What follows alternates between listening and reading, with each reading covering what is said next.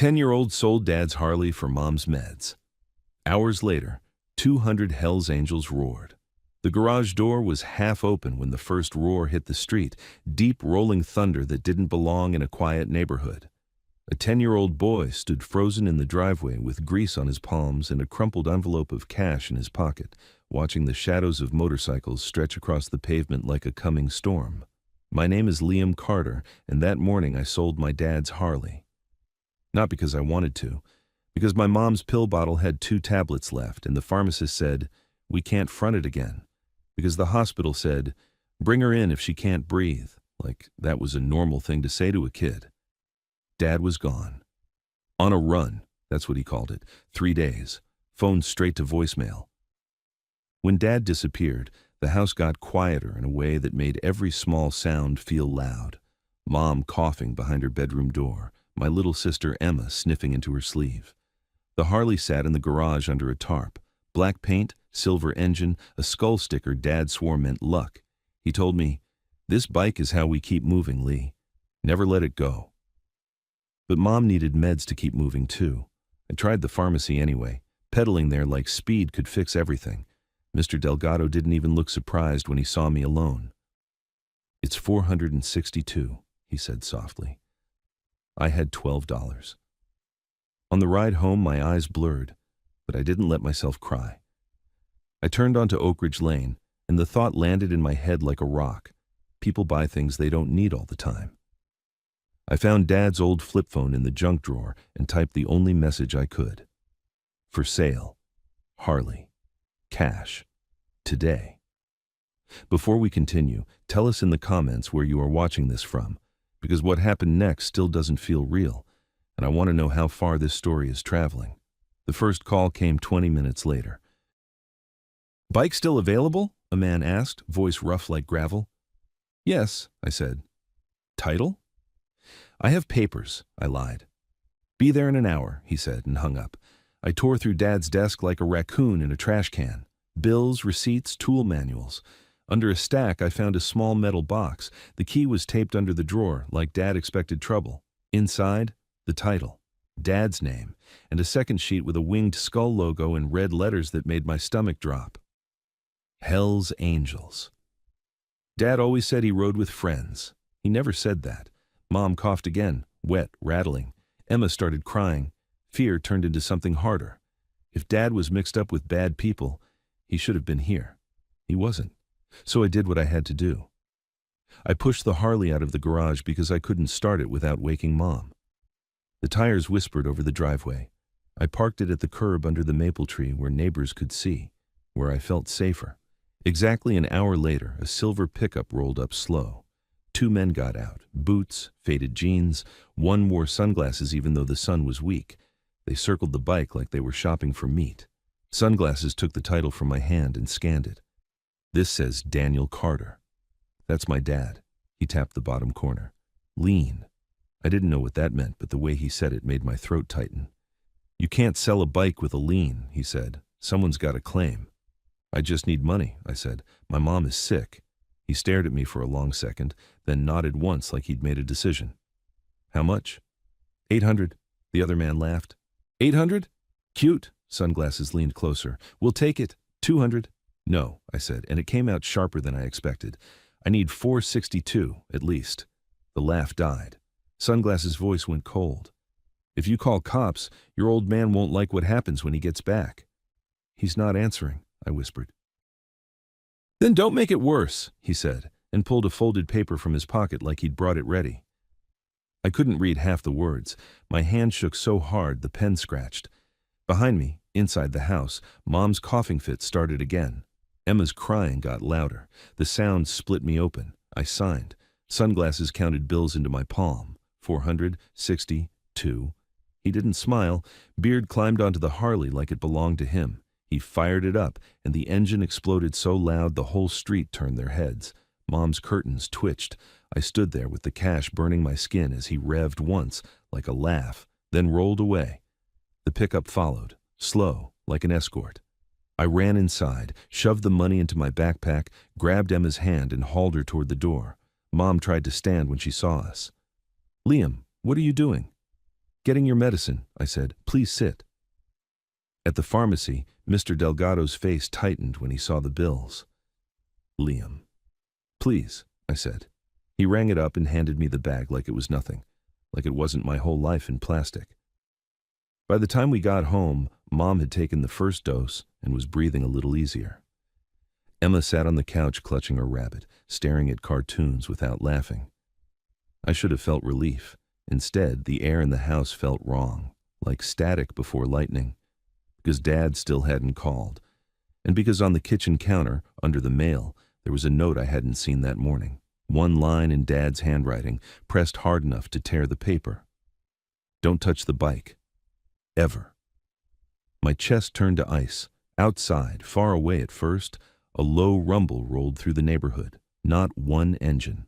Many. I stepped onto the porch. At the end of Oak Ridge Lane, headlights appeared in a long line, handlebars rising and falling like a metal tide. The sound grew fast, multiplying, swallowing the quiet. And then I saw the vests, winged skulls, red letters. My mouth went numb as the first rider turned onto our street, and behind him came another and another, like the world had decided to bring a war to my front yard. 200 motorcycles roaring straight toward our house. My mind raced back to the pickup rolling away, slow, like they wanted me to watch. Right turn at the stop sign, the way the exhaust rattled like loose chain, a faded bumper sticker shaped like a coiled snake. And something else, a sharp chemical smell, like bleach, that stuck in my nose when they leaned close, like they'd come from somewhere that cleaned floors with industrial strength stuff. I opened my mouth to speak, but my throat kept closing. The lead bikes didn't pass through. They slowed and spread out, taking the street in a neat practiced fan, blocking both ends like someone had planned it. Neighbors who'd stepped onto porches vanished back inside. The first rider stopped at our driveway. Old bike, loud pipes, leather vest with the same winged skull I'd seen on that paper. He swung off and looked up at me like he'd already decided I mattered. "Daniel Carter live here?" he called. "He's not home," I managed. "How old are you?" 10. His eyes flicked to the curb, empty now, and came back sharper. "Where's Daniel's Harley, kid?" My tongue stuck to the roof of my mouth. Inside, Mom's weak voice floated from the living room. "Liam, who's outside?" Emma peeked around the corner, clutching her rabbit. I sold it," I said. The street seemed to tighten around the words. A big, bald man a few steps behind the rider cut his engine and walked closer. "You did what?" "I needed money," I said, voice cracking. "My mom's sick. I bought her medicine." The lead rider studied my face for a long beat. No shouting, no drama, just calculation. "Who bought it?" he asked. "I don't know their names. Pickup truck. One had sunglasses, one had a beard. They said there was a lien." That word made the rider's jaw flex. He reached into his vest, pulled out a phone, and turned it toward me. A photo filled the screen. Silver pickup, same shape, same dent above the wheel well. Next to it, the bearded man grinning with one hand on the Harley's handlebar. My stomach dropped. "That's them." "Good," the rider said, calm as ice, "because those weren't buyers." "What were they?" I whispered. "Thieves," the bald man said. The lead rider's gaze stayed locked on mine. "They stole from your father," he said, "and from us." The word us hit like a brick. I swallowed hard. "Is my dad in trouble?" He didn't answer. He just stepped onto the first porch step, close enough that I could smell gasoline and leather. "You're going to tell me everything," he said quietly. "Every word they said, every direction they drove, anything you noticed, stickers, plates, sounds, and you're going to do it now." Behind me, the front door creaked open. Mom stood there, pale but upright, eyes wide as she took in the wall of motorcycles. "Liam," she said, voice trembling, "what did you do?" The rider didn't look at her. He only looked at me. "Start talking," he said. The man on the porch step didn't raise his voice. He didn't need to. The whole street was listening through walls. I forced air into my lungs like I'd forgotten how to breathe. "They came in a silver pickup," I said. "Not new. There's a dent above the back wheel. The guy with the beard smelled like bleach or pool stuff." The bald man's eyes narrowed. "Chop shop smell." "I don't know what that means," I said. It means they've been cleaning something, the lead writer replied, still watching me like I was a witness on a stand. Plates? I didn't look. He didn't get mad. He just nodded once like that was what he expected from a kid. What did they say? He asked. Exact words. They asked if the bike was still available, I said. They asked about the title. I gave it to them. They said, Lion. I said I needed money for my mom's medicine. The sunglasses guy said if I called the cops, my dad wouldn't like what happens when he gets back. Mom made a sound behind me, half cough, half gasp. Oh my God. The bald man took a step closer to the porch rail, eyes flicking past me into the house. He was huge. Not movie huge, real huge, the kind that made door frames look small. Your mother sick? He asked. Mom straightened like she could will color into her face. She has a condition. Liam did what he thought he had to do. The lead writer finally looked at her. It wasn't cruel. It was flat. Ma'am, your husband's missing. The words punched the air out of the porch. Mom's hand flew to her mouth. What? He was supposed to check in, the lead writer said. He didn't. I stared at him. That's why you're here. That's one reason, the bald man said. The lead writer's voice stayed calm. Your boy sold that Harley. That Harley had something on it that never should have left Daniel's hands. I didn't understand, but my skin started prickling all over like I was standing too close to a power line. Something like what? He didn't answer directly. Instead, he leaned a little closer to me. When they left, which way did they go? I closed my eyes and saw it again. The beard guy revving the engine like he was laughing, the pickup rolling behind like a shadow. They went right at the stop sign, I said, toward the highway. What else? He asked. I opened my eyes. There was a sticker on the pickup, a snake, like a coiled snake, not a real one, like a logo. The bald man's head turned a fraction toward another rider down the driveway, like that single detail was a key. The rider nodded and pulled out his phone, already texting. And the beard guy, I said, because my brain was latching onto anything that might matter. He had a cut on his knuckle, like he'd been working on something sharp. The lead writer's gaze sharpened. Good, he said again, and this time it wasn't reassurance. It was decision. Behind him, motorcycles idled in a disciplined rumble. No one was laughing, no one was joking. They weren't a random pack. They were a machine that had rolled in and locked onto a target. Mom took a step forward, voice shaking now that the shock was wearing off. I need my husband, she said, and my children. The bald man looked down at her like she was small enough to pick up and move. We're not here for you, he said. The lead writer lifted a hand slightly, a signal, and the bald man stopped talking. Ma'am, the lead writer said, you want Daniel back alive? Yes, Mom whispered. Then we do this clean, he said. No cops, no neighbors, no talking. At the word cops, something across the street moved. Curtain twitch, then a face vanished. Someone had already started dialing. I could feel it. Mom's eyes went hard. You can't just come here and threaten a child. I'm not threatening him, the lead writer said, and his calm made it worse. I'm telling you what this is. Those men used your son. They took a bike they knew he'd hand over. They wanted Daniel to come home to an empty garage. My stomach folded. So they knew me? They knew the house, the bald man muttered. Knew you'd be desperate. The lead writer looked back at me. You are going to help fix this. I flinched. How? You're coming with us, he said. Mom snapped, stepping forward so fast she swayed. No, absolutely not. The lead writer didn't move. If he stays here, he's a loose end. To them, not to us. The words chilled the porch. Mom's mouth opened, but nothing came out. I looked at her, then at Emma peeking from behind the hallway wall, rabbit clutched to her chest, eyes huge and wet. Mom, no, Mom said again, voice breaking, and she grabbed my shoulder like she could anchor me to the porch boards. He's 10. The lead writer held her gaze. Then keep him alive, he said quietly. Because if those thieves think he can identify them, they'll come back. Maybe not today, but they will. And your husband is already in their hands. My heart hammered so hard it hurt. Is my dad alive? I asked. A pause, half a beat too long. The lead writer's jaw tightened. We're going to make sure he is, he said. That was the closest thing to an answer. One of the riders near the mailbox lifted a hand and pointed down the street. A sedan had slowed at the corner, then stopped, engine running. The driver didn't get out, just sat there watching. The lead rider turned his head slightly.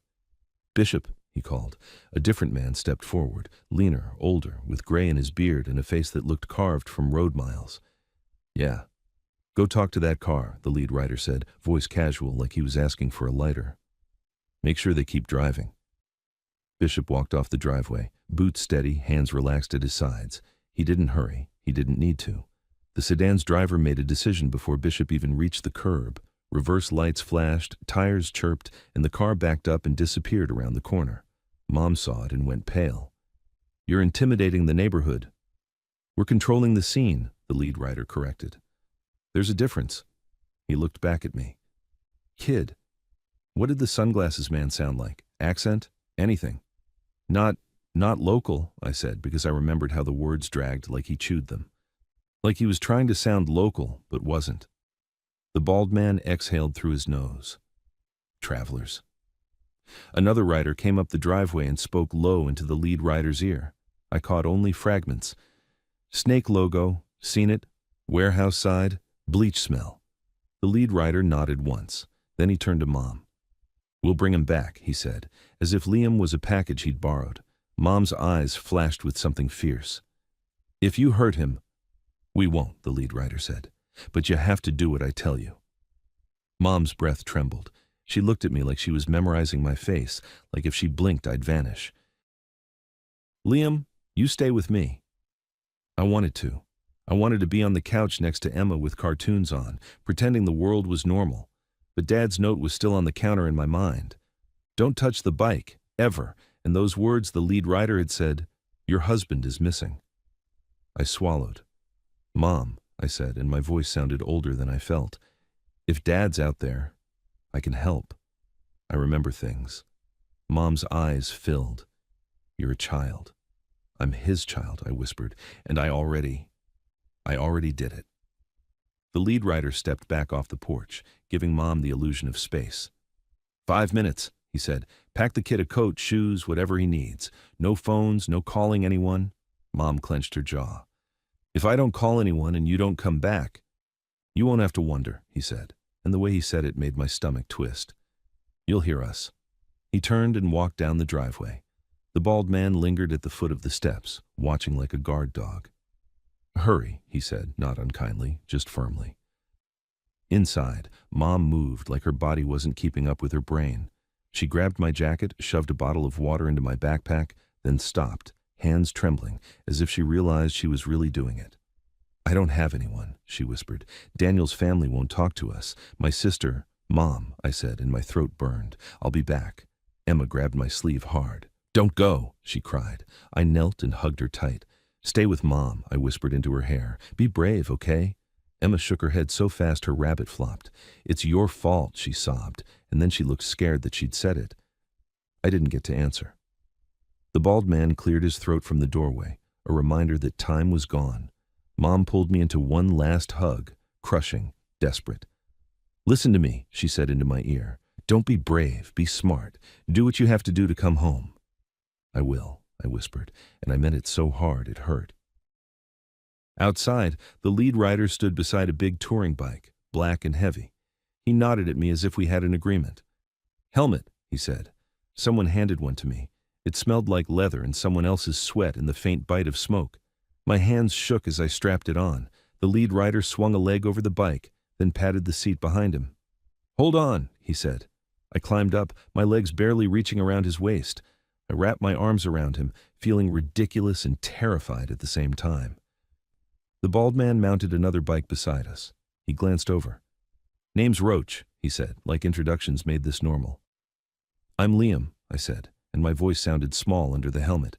Roach grunted. "Yeah, we know." The lead rider turned his head slightly. "I'm Jax," he said. "You do what I say, you'll be fine." Jax. Then he looked toward the street and lifted 2 fingers. Engines rose as one, a coordinated swell that made the porch vibrate under Mom's feet. I glanced back and saw her standing in the doorway, one hand braced on the frame, the other pressed to her chest. Emma clung to her leg. Jax eased the bike forward, The line began to move, slow at first, then rolling, the pack forming around us like a moving wall. We didn't roar out like a parade, we moved like a unit on a job. As we reached the stop sign, Jack slowed and tilted his head.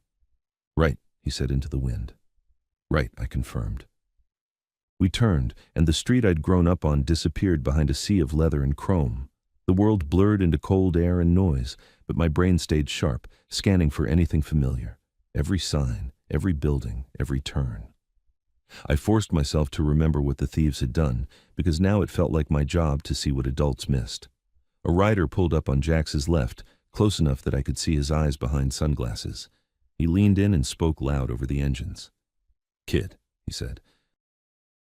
"Pickup had anything hanging from the mirror? Beads? Air freshener?" I squeezed my eyes shut, picturing the cab. "Yes," I shouted back, "a yellow air freshener, pine tree." The rider nodded once, peeled away, and sped up the line.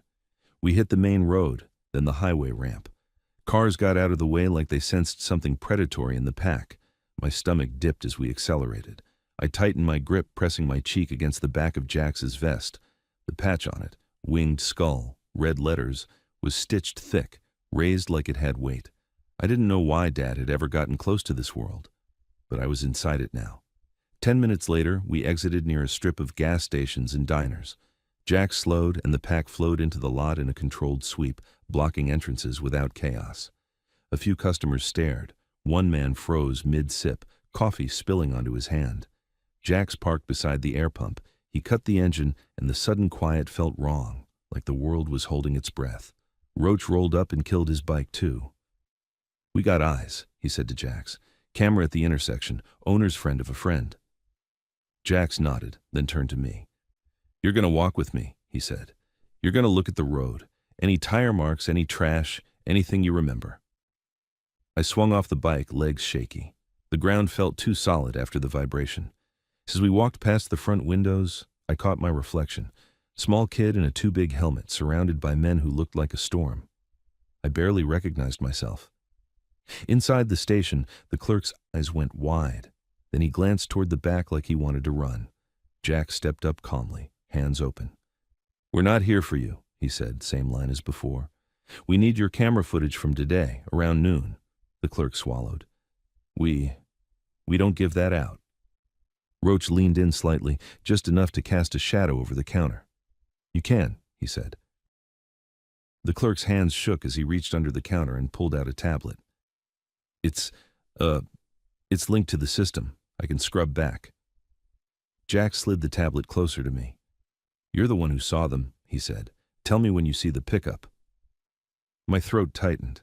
The screen showed the lot from a high angle, timestamp ticking, people moving like ants, cars coming and going. Then, silver pickup. My finger jabbed the screen. There! The pickup rolled in, slow, like it owned the place. Beard got out, walked inside. Sunglasses stayed in the cab, head turning like he was checking angles. Jax's voice went low. "Zoom," he told the clerk. The clerk pinched the screen. The image sharpened, enough to catch the back bumper, the coiled snake sticker. And then my stomach flipped, because behind the pickup for half a second was the Harley. Dad's Harley. It was strapped in the bed like cargo, not ridden, like it was already dead. I felt a sharp sting behind my eyes. He didn't even ride it, I whispered. Roach's mouth curled. Because they had a destination. On the footage, Beard came back out holding a coffee.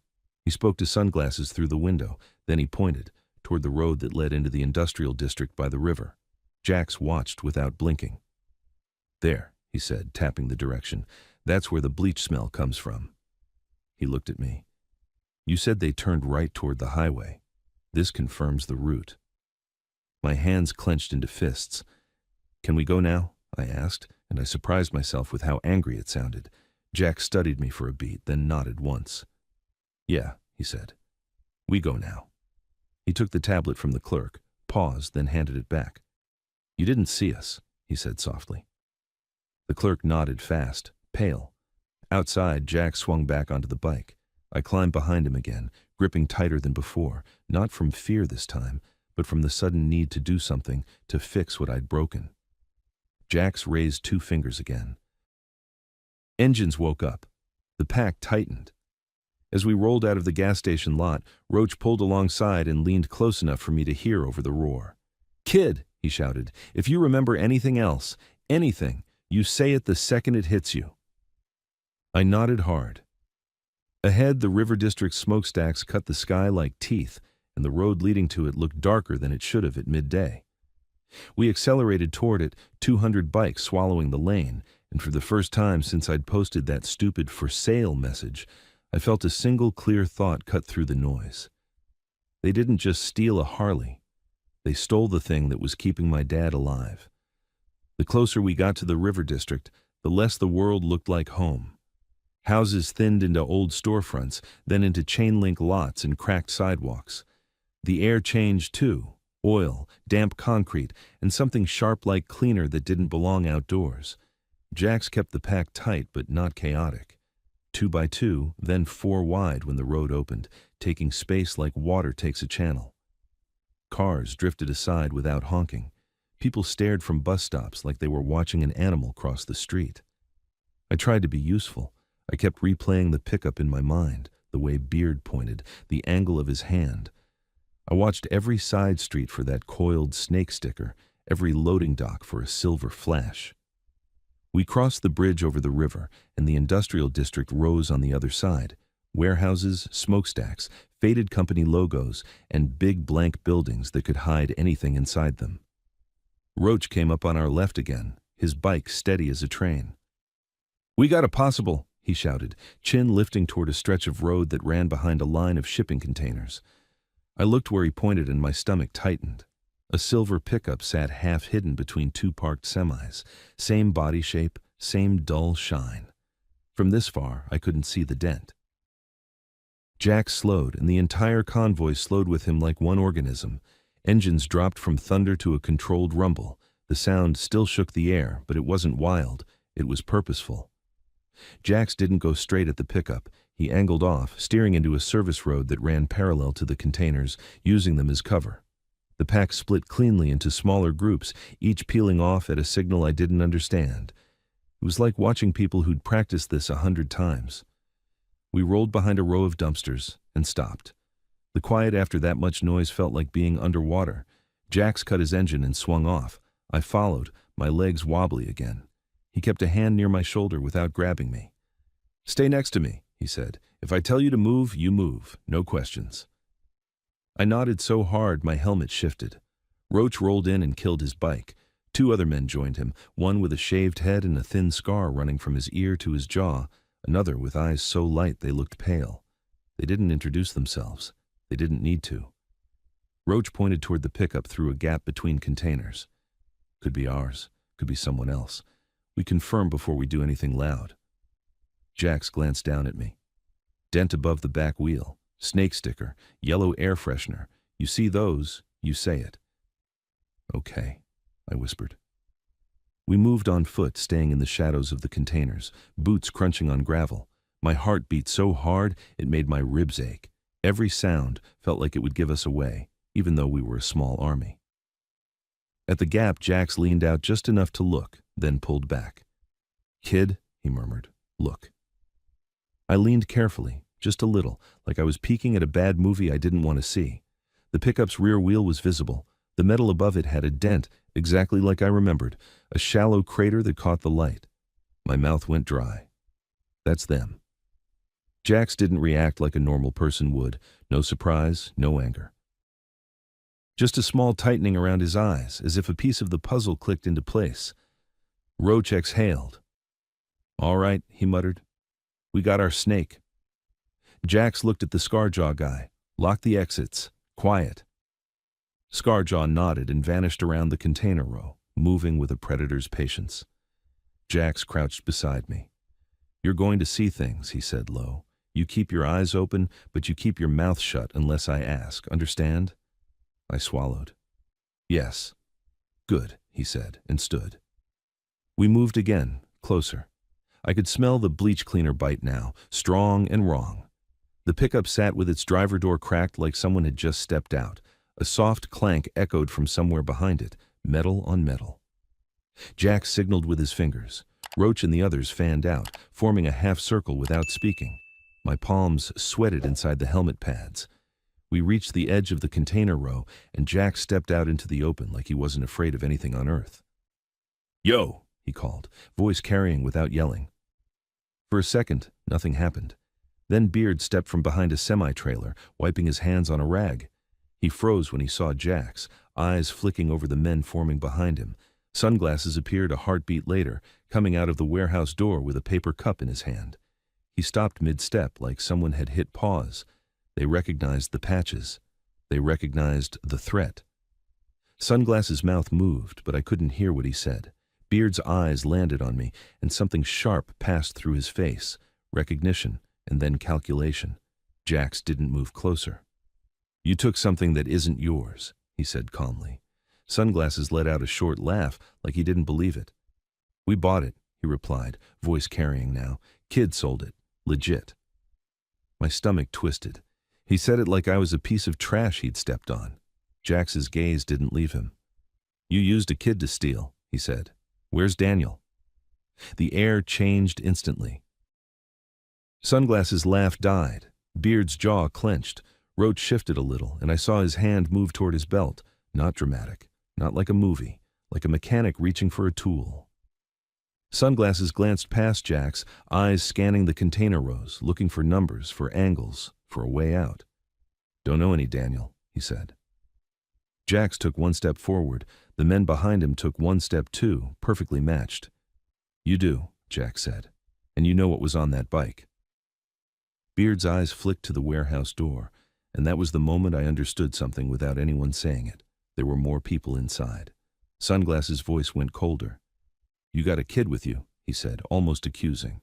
"That's your move?" Jax didn't look at me. "He's not the problem," he said. "You are." Sunglasses' gaze snapped to me again, and I felt it like a hand on my throat. "Kid remembers my face," he said. "That's unfortunate." My blood went ice. Jax's head tilted just slightly. "Say that again," he said. Sunglasses smiled, a thin strip of teeth. "I'm saying, mistakes happen." Roach made a sound like a growl. "We're done talking."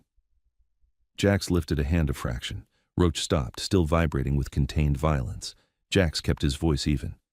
"You're going to give me Daniel," he said, "and you're going to give me the bike, and then you get to decide whether you walk away breathing." Sunglasses stared at him, and for a second I thought he might cave. Not because he was scared, because he was measuring.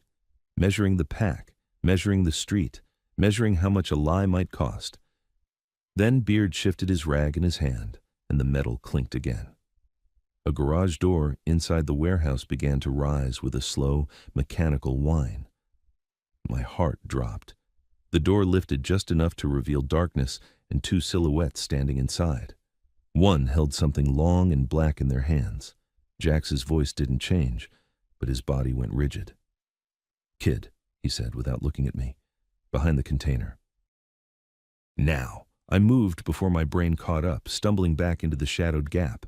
Gravel slipped under my shoes. The container's cold metal pressed against my shoulder. I heard Roach spit a curse. Sunglasses raised his cup slightly like a toast. "Should have stayed home," he said. Then everything happened at once. A sharp crack split the air, not a roar, not cinematic. A clean, violent snap that made my ears ring.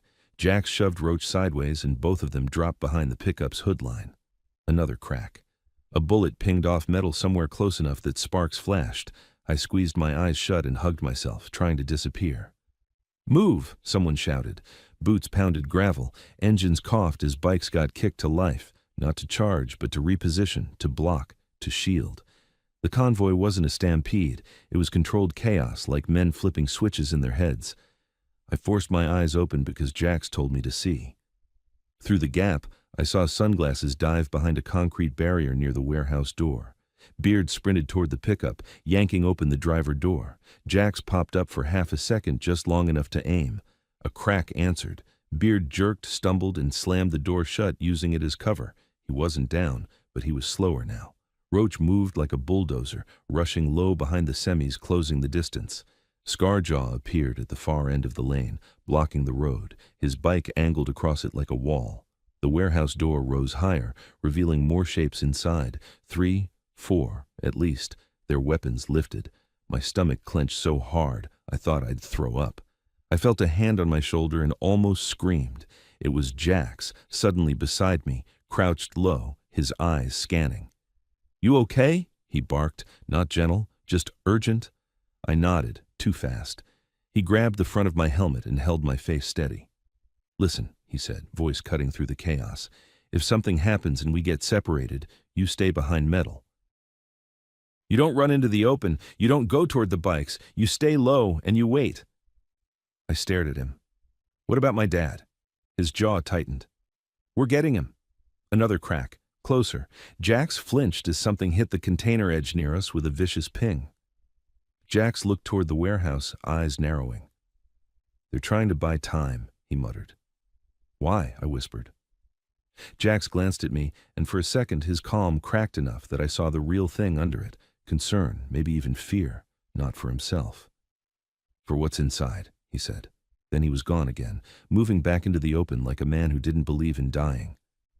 Roach shouted something, names, directions. Men answered in short words. Someone slammed a heavy object down, and I heard the grind of a metal gate shutting somewhere, cutting off an exit.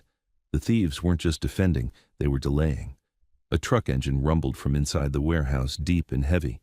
My stomach dropped as understanding slammed into me. They were moving something, or someone. I leaned out just enough to see through the rising door. Inside, headlights flared in the dark, cutting white beams across concrete. A box truck parked deep inside had come to life. It began to roll forward slowly, like a big animal waking up. Jack saw it too. He shouted one word that made every man move at once. "Truck!" The pack surged, not reckless, calculated. Bikes roared as men mounted and shot forward to block the warehouse mouth. Roach sprinted toward the door, moving between covers like he'd done it 1,000 times. Sunglasses popped up from behind his barrier, weapon raised, firing toward the rush. Crack, crack, crack. One of the riders near the entrance went down hard, not dramatic, just suddenly not standing anymore. Another dragged him back behind a pallet stack without looking at his face, like there wasn't time to feel. My throat tightened until it hurt. The box truck kept rolling, stubborn, toward the door opening. And then a figure stumbled into the edge of the headlights, hands bound, head hanging.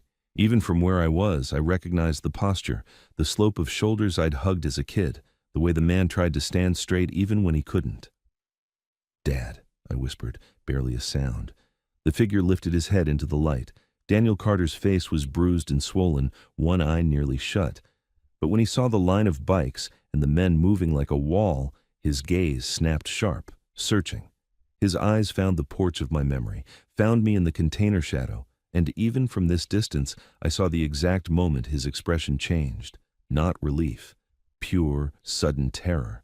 He mouthed one word at me, silent but clear as if he'd shouted it, "Run." Before my brain could obey, the box truck surged forward faster, and a man inside yanked my dad sideways, dragging him out of the headlight beam. Jax lunged toward the warehouse mouth as the truck's front bumper broke into daylight. Roach reached the entrance and grabbed at the truck's door handle, and the warehouse door, still rising, suddenly stopped. Then it slammed down, a heavy metal crash that shook the ground. Roach jumped back at the last second, but the falling door clipped his shoulder hard enough to spin him. He hit the gravel and didn't get up right away.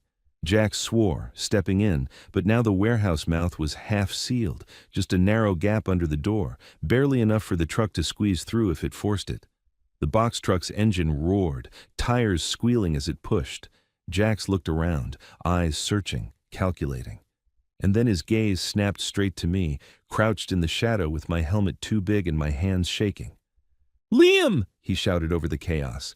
"The air freshener, what did it say? Anything on it?" My brain scrambled, grabbing at the image on the footage, the yellow pine tree swinging from the mirror, but behind it. There had been something else, a tag, a small white rectangle, letters. I forced my eyes shut, replaying it in my head like a paused frame. The tag had a name printed on it, not a name like a person, a company. My eyes flew open. "River!" I shouted, voice cracking. "Riverline Logistics! It was on the tag!" Jax's face changed instantly, like I'd just handed him the address to hell. "Riverline," he repeated, and the way he said it made my stomach sink deeper than before, because it wasn't just a clue. It was a destination. The box truck forced itself under the half-sealed door, grinding metal on metal, sparks screaming along the concrete. Men scrambled to stop it, to wedge bikes, to grab handles, but the truck's weight was a moving wall. And then it burst through into daylight and turned hard toward the main road, straight toward the river, straight toward Riverline Logistics. Jax vaulted onto his bike in one motion and grabbed my arm. "Hold on," he snapped. I climbed behind him, barely getting my legs set before he launched forward. The pack roared after the truck like a storm given direction. Ahead, the box truck weaved into traffic, forcing cars aside. It didn't just flee, it fled like it knew exactly where it was going. And in the last second before we hit the intersection, I saw sunglasses rise behind us near the containers, watching the chase with his weapon lowered, not panicked at all, almost satisfied, like letting us follow was part of the plan. My grip tightened until my arms shook, because my dad had looked at me and mouthed, "Run," like I was the one in danger. And now, 200 bikes were chasing a truck that was carrying him away toward a company name that sounded clean and official. And nothing about this day was clean anymore. The chase didn't feel like a movie. It felt like a mistake that couldn't be unmade. Jax leaned the bike into the turn so hard, my helmet almost clipped his shoulder. The pack behind us poured through the intersection in disciplined bursts, some bikes stopping cross-traffic, others pushing forward, creating a moving corridor with brute coordination. Horns blared, a delivery van skidded to a halt. Somewhere, someone screamed. No one stopped to see who. Ahead, the box truck bulled through the middle lane like it owned the road. Its rear doors were shut tight, no windows, no way to see my dad, just a clean white rectangle with a printed logo near the bottom corner. Riverline. "Riverline Logistics," Roach's voice crackled from somewhere left and behind, close enough for me to hear through the wind. "That's a front. Been smelling them for months." Jax didn't look back. "They're running to home base," he shouted. My stomach churned. "Is Dad in there?" I yelled into his vest because the question was too big to keep inside. Jax's shoulders tightened. "He's in the plan," he snapped back. "Not yes, not no. Something worse."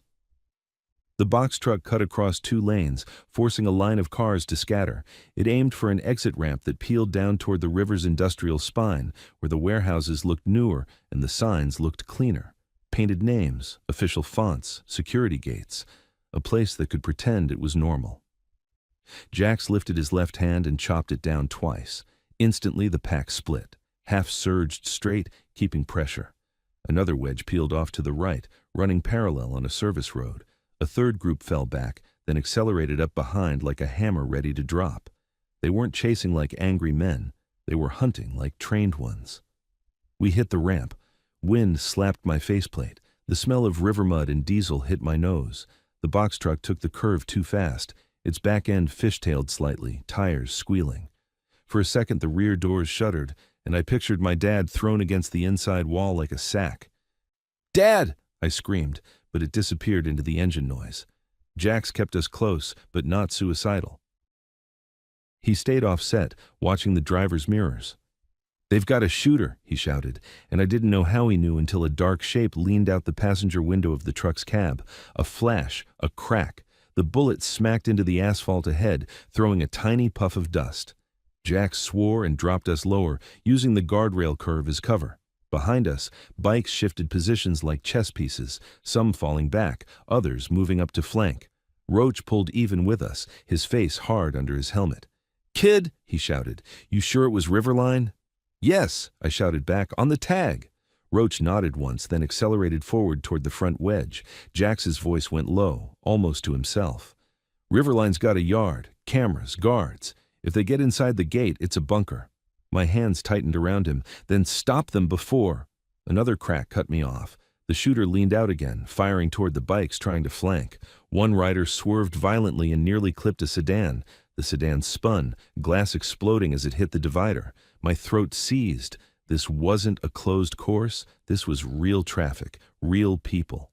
Jack snapped his head left, shouting at a cluster of riders, and they shifted, widening the corridor, pushing civilians out of the danger zone like a moving wall. It was still dangerous, still reckless, but it wasn't mindless. The box truck barreled off the ramp into the river corridor, where roads narrowed between tall fences and stacked pallets.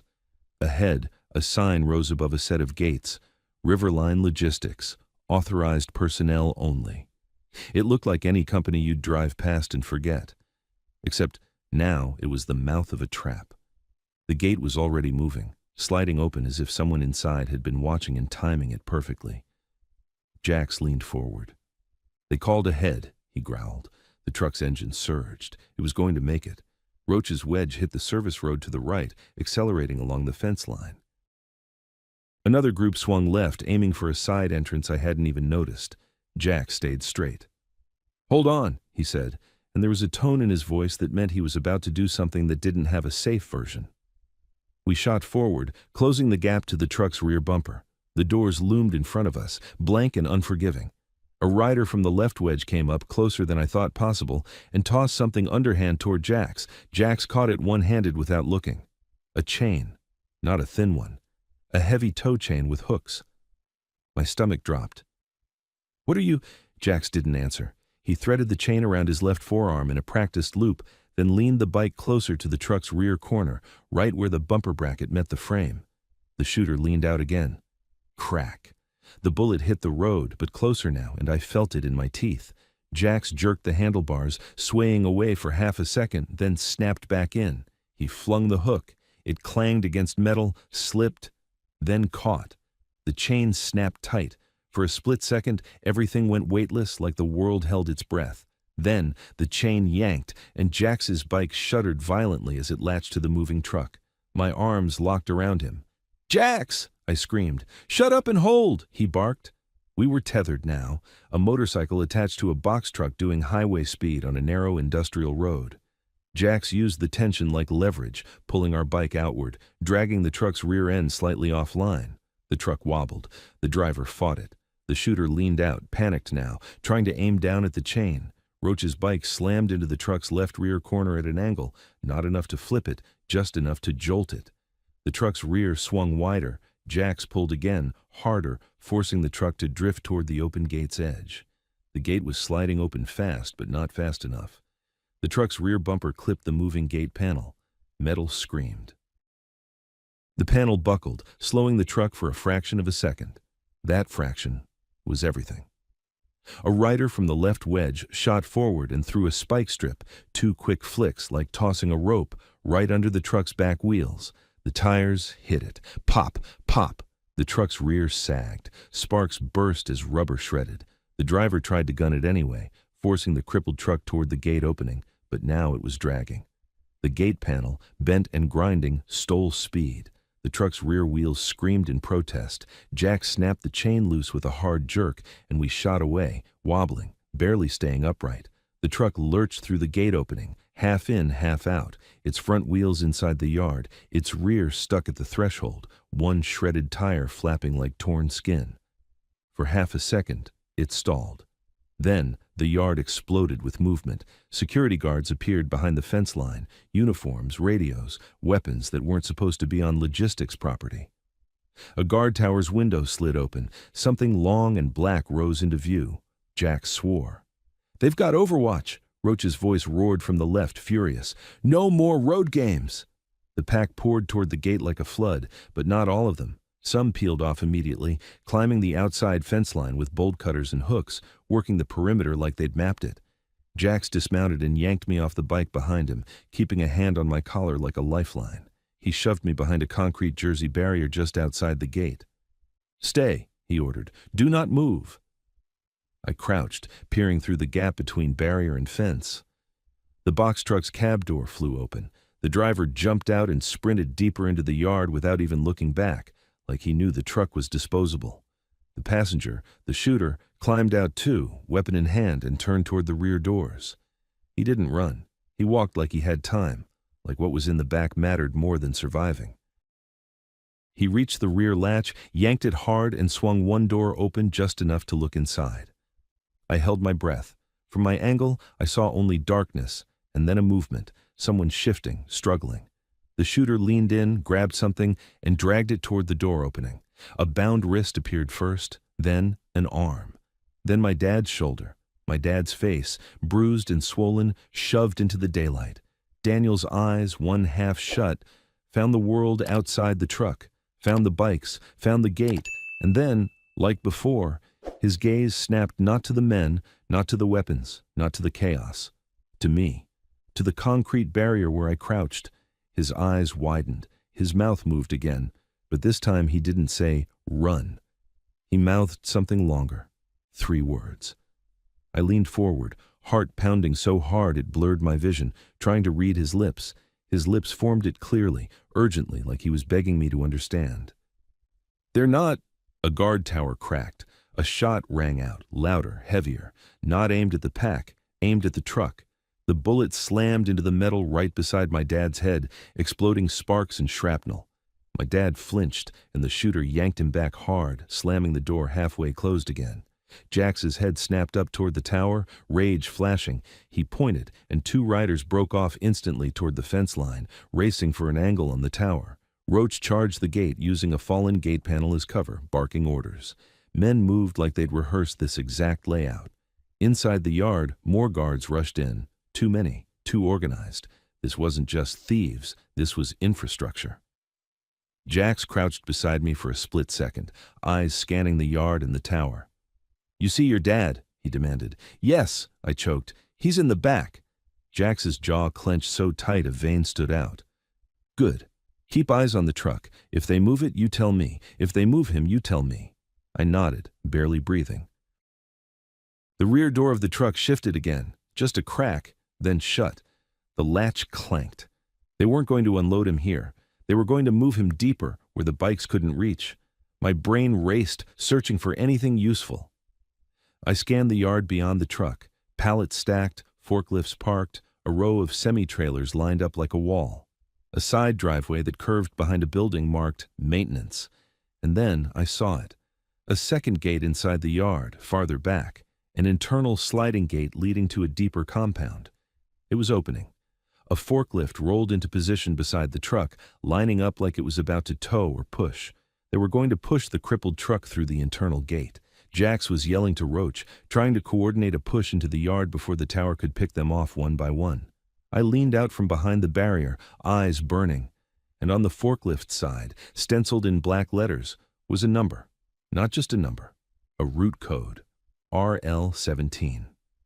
Something clicked in my head from school field trips, from delivery trucks behind the grocery store. Route codes meant destinations, where they were going next. I sucked in a breath and screamed, voice shredding through the roar of engines and gunfire. RL-17, the forklift, RL-17, that's their route. Jax's head snapped toward me. For the first time, his calm shattered into sharp focus. RL-17, he repeated, and I watched him do the math in real time. That's not a yard code, that's a run. He grabbed his radio mic and barked into it. All units, they're moving him on RL-17. Find the exit point. Roach's voice answered immediately, brutal. Copy, we cut the run.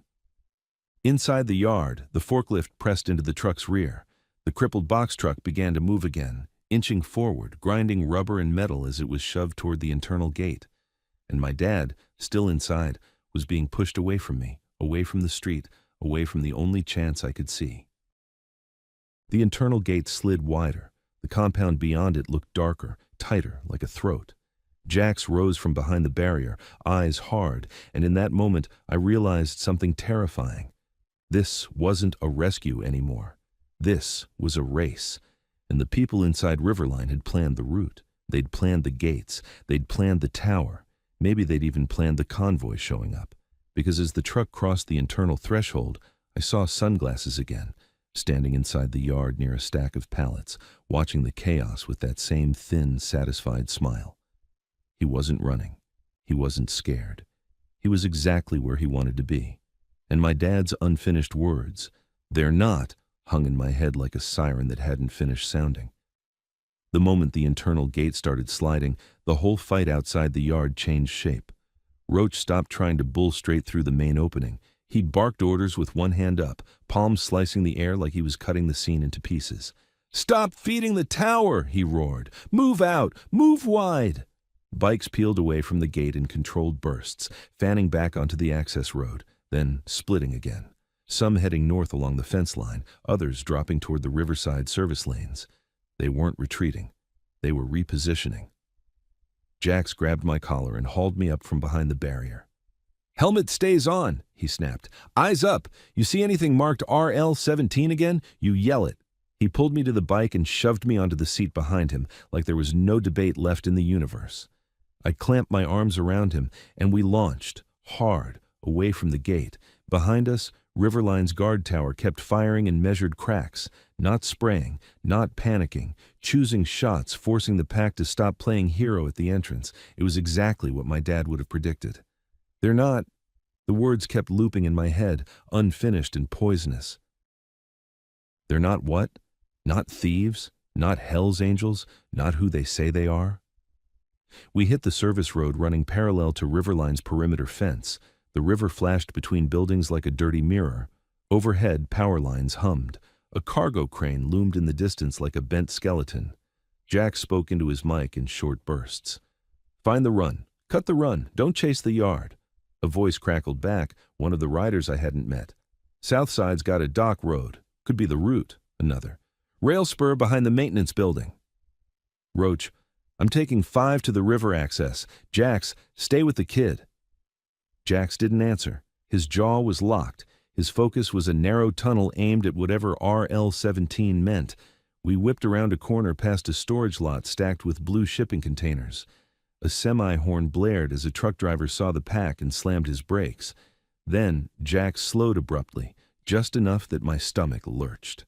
Ahead, painted on the side of a low building, was a faded map sign, one of those yard layout/route/safety boards companies put up for truckers, and in big block letters at the bottom, Riverline Route RL-17, dock access/East Channel.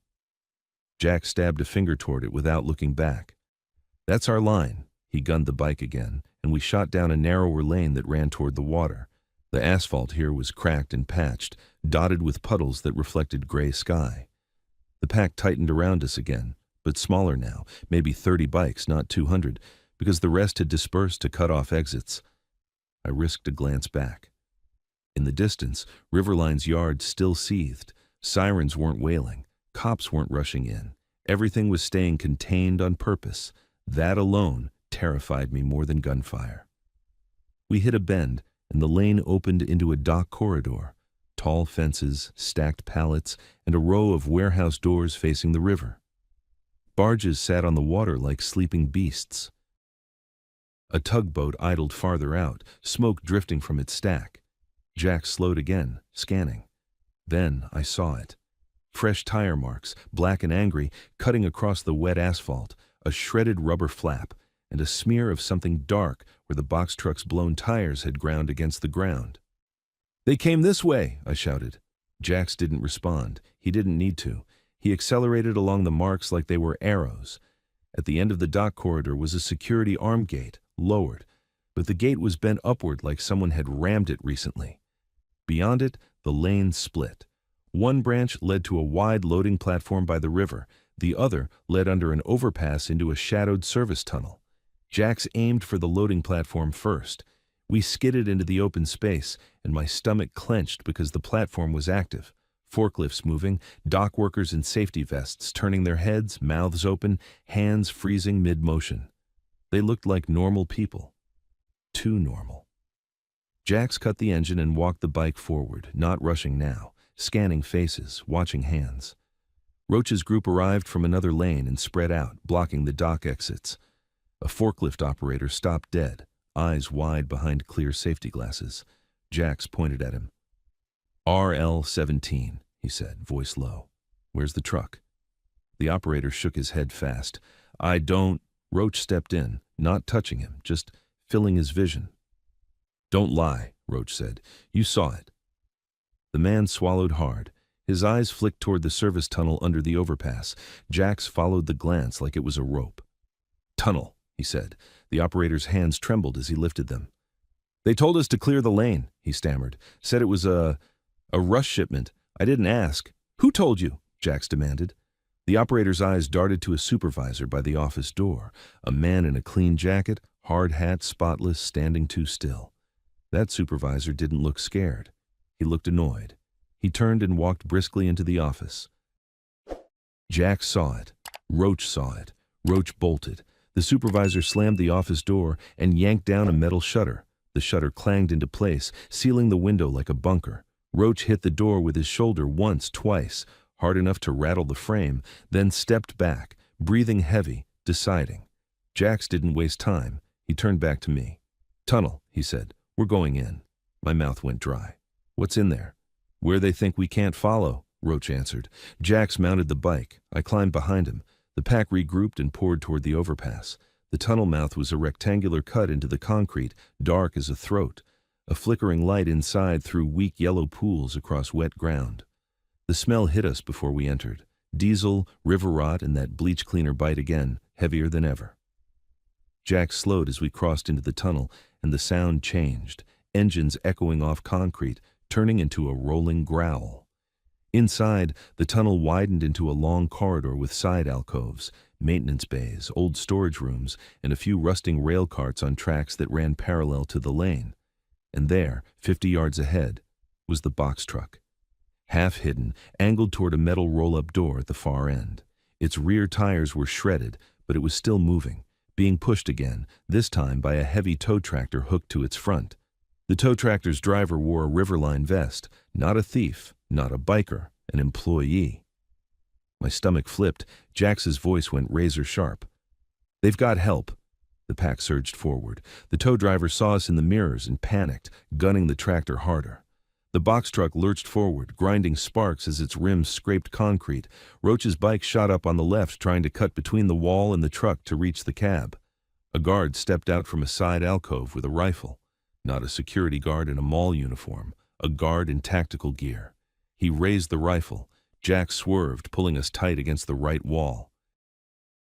"Down!" he barked, and I folded instinctively, pressing my head to his back. A crack exploded. The bullet slammed into the concrete behind us, showering grit. Roach's bike fishtailed, but he kept it upright, roaring past the shooter's line. Another crack. A rider behind us screamed, just one raw sound. Then his bike wobbled and crashed into the wall, sparks spraying like fireworks. Two others swerved to avoid him, tires squealing on wet concrete. My throat closed. I couldn't breathe.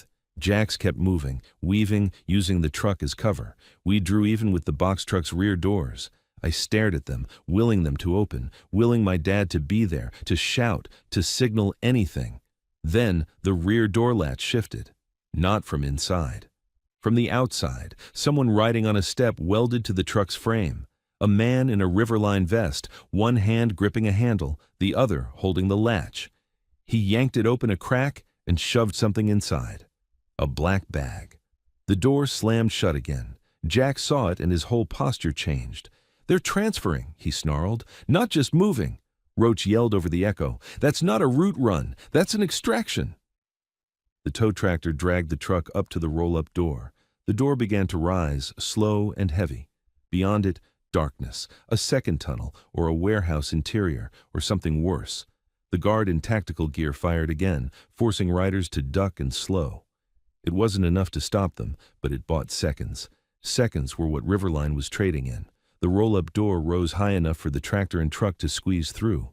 Jack slammed the throttle. We shot forward, closing the last gap, and then the floor dropped. Not a cliff. A shallow maintenance pit covered by slick steel plates flooded with water and oil. The tow tractor crossed it fine, heavy, stable, but bikes hit it and skated. Jax's back went rigid. He corrected, handlebars twitching, tires sliding sideways. My arms tightened, panic spiking.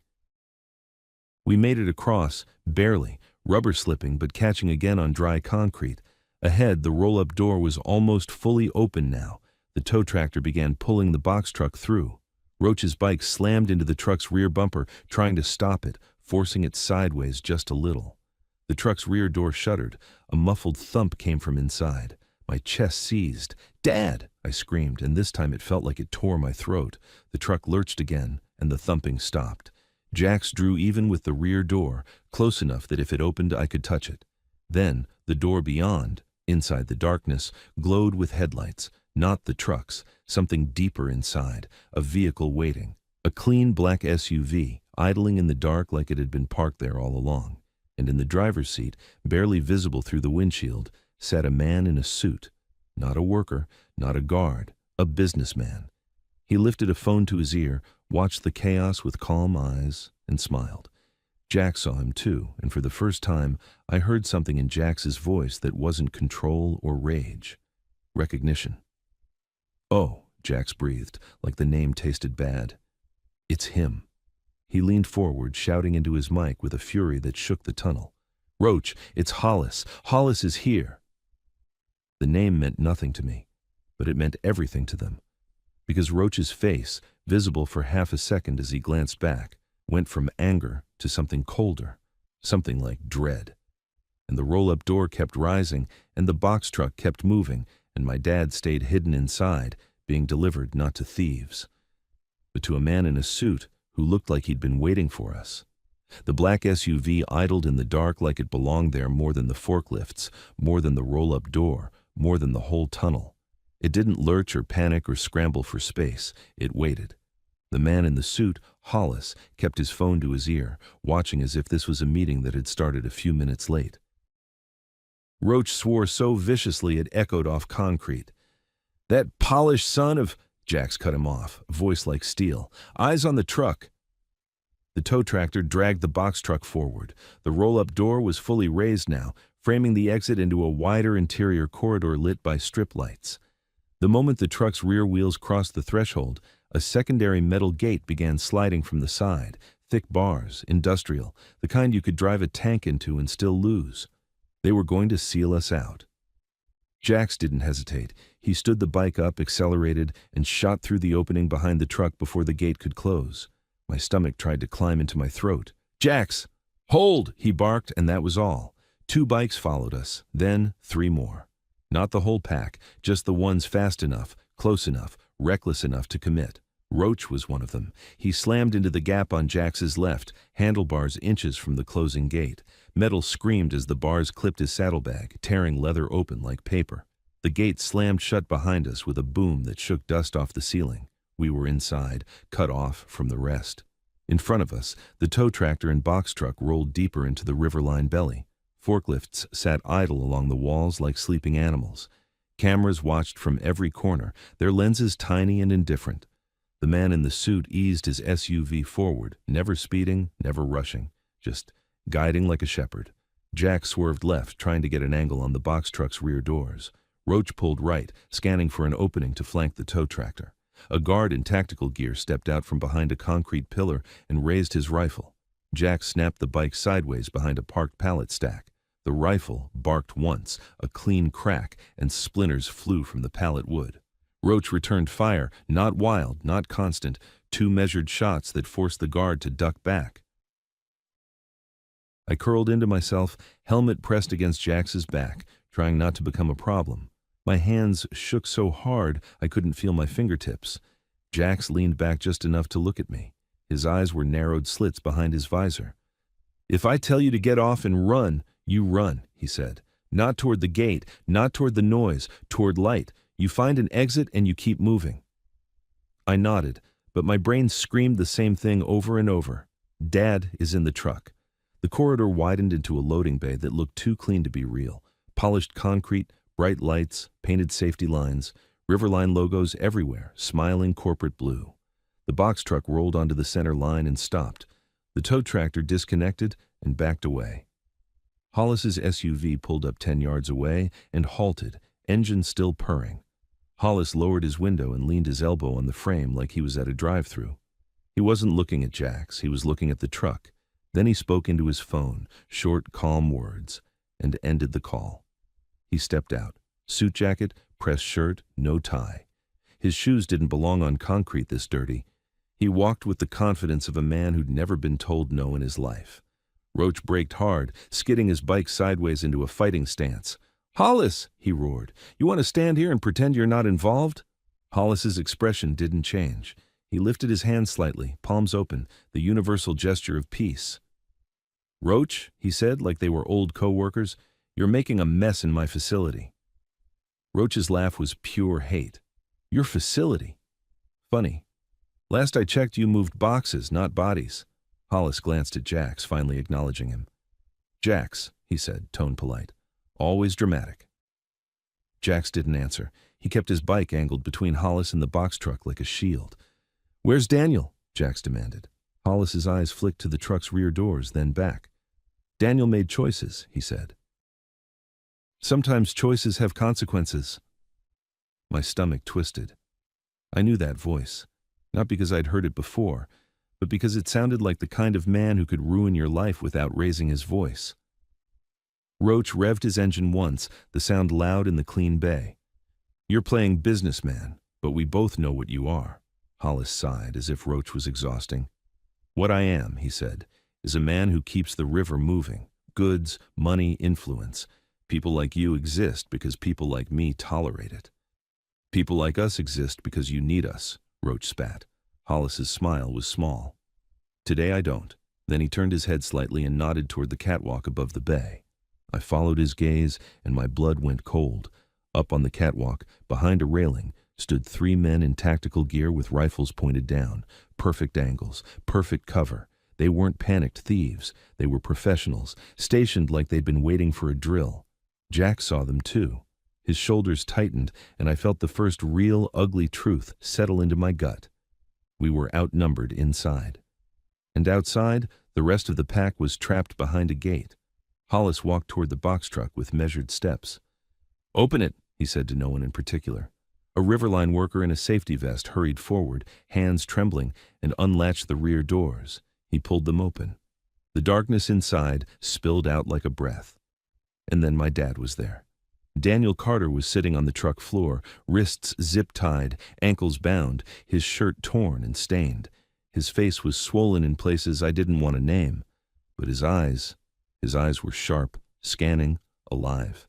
They found me instantly, and the look that hit me wasn't anger. It was pain that was almost worse than anger, like he was seeing the exact moment he'd lost control of his own life. Dad, I whispered, and it came out as air. He tried to speak, but his mouth was split. His lips moved anyway. Liam, he rasped, voice barely there. Hollis leaned into the truck, unbothered by my dad's blood. Daniel, he said, conversational, you brought company. Dad's head lifted with effort. You used my kid. Hollis shrugged. Your kid used you. I merely benefited. Roach surged forward, fury shaking him. Touch him and you die.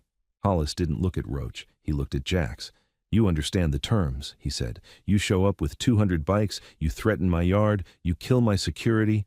We didn't kill, Roach started. Hollis raised a finger and Roach stopped mid-word like he'd been trained. That tiny power move made my skin crawl. Hollis continued, and you expect me to hand you back what Daniel stole from me. Jax's voice went dangerously calm. Daniel didn't steal from you. He moved something for the club. Hollis smiled wider. The club doesn't own the river, he said. I do. Dad coughed, wet and painful. It wasn't yours. Hollis's eyes hardened a fraction. It was in my lane, he replied. That makes it mine. He reached into the truck and grabbed the black bag I'd seen shoved inside earlier.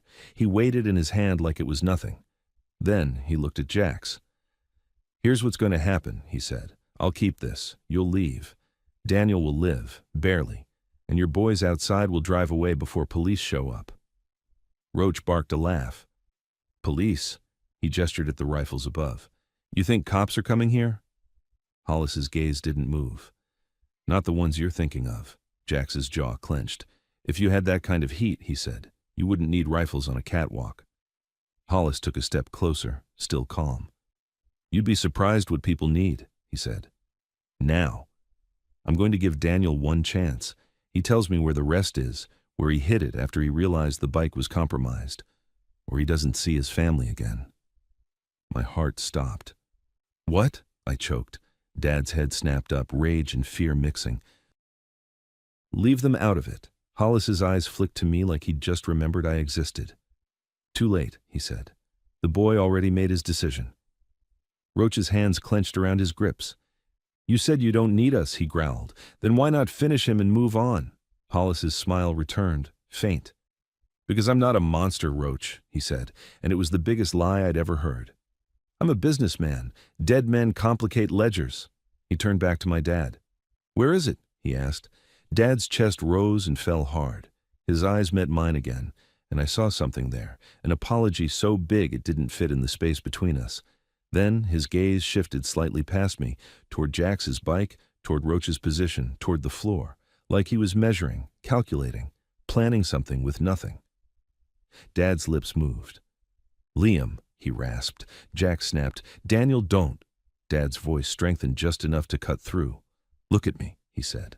I did. His eyes burned into mine.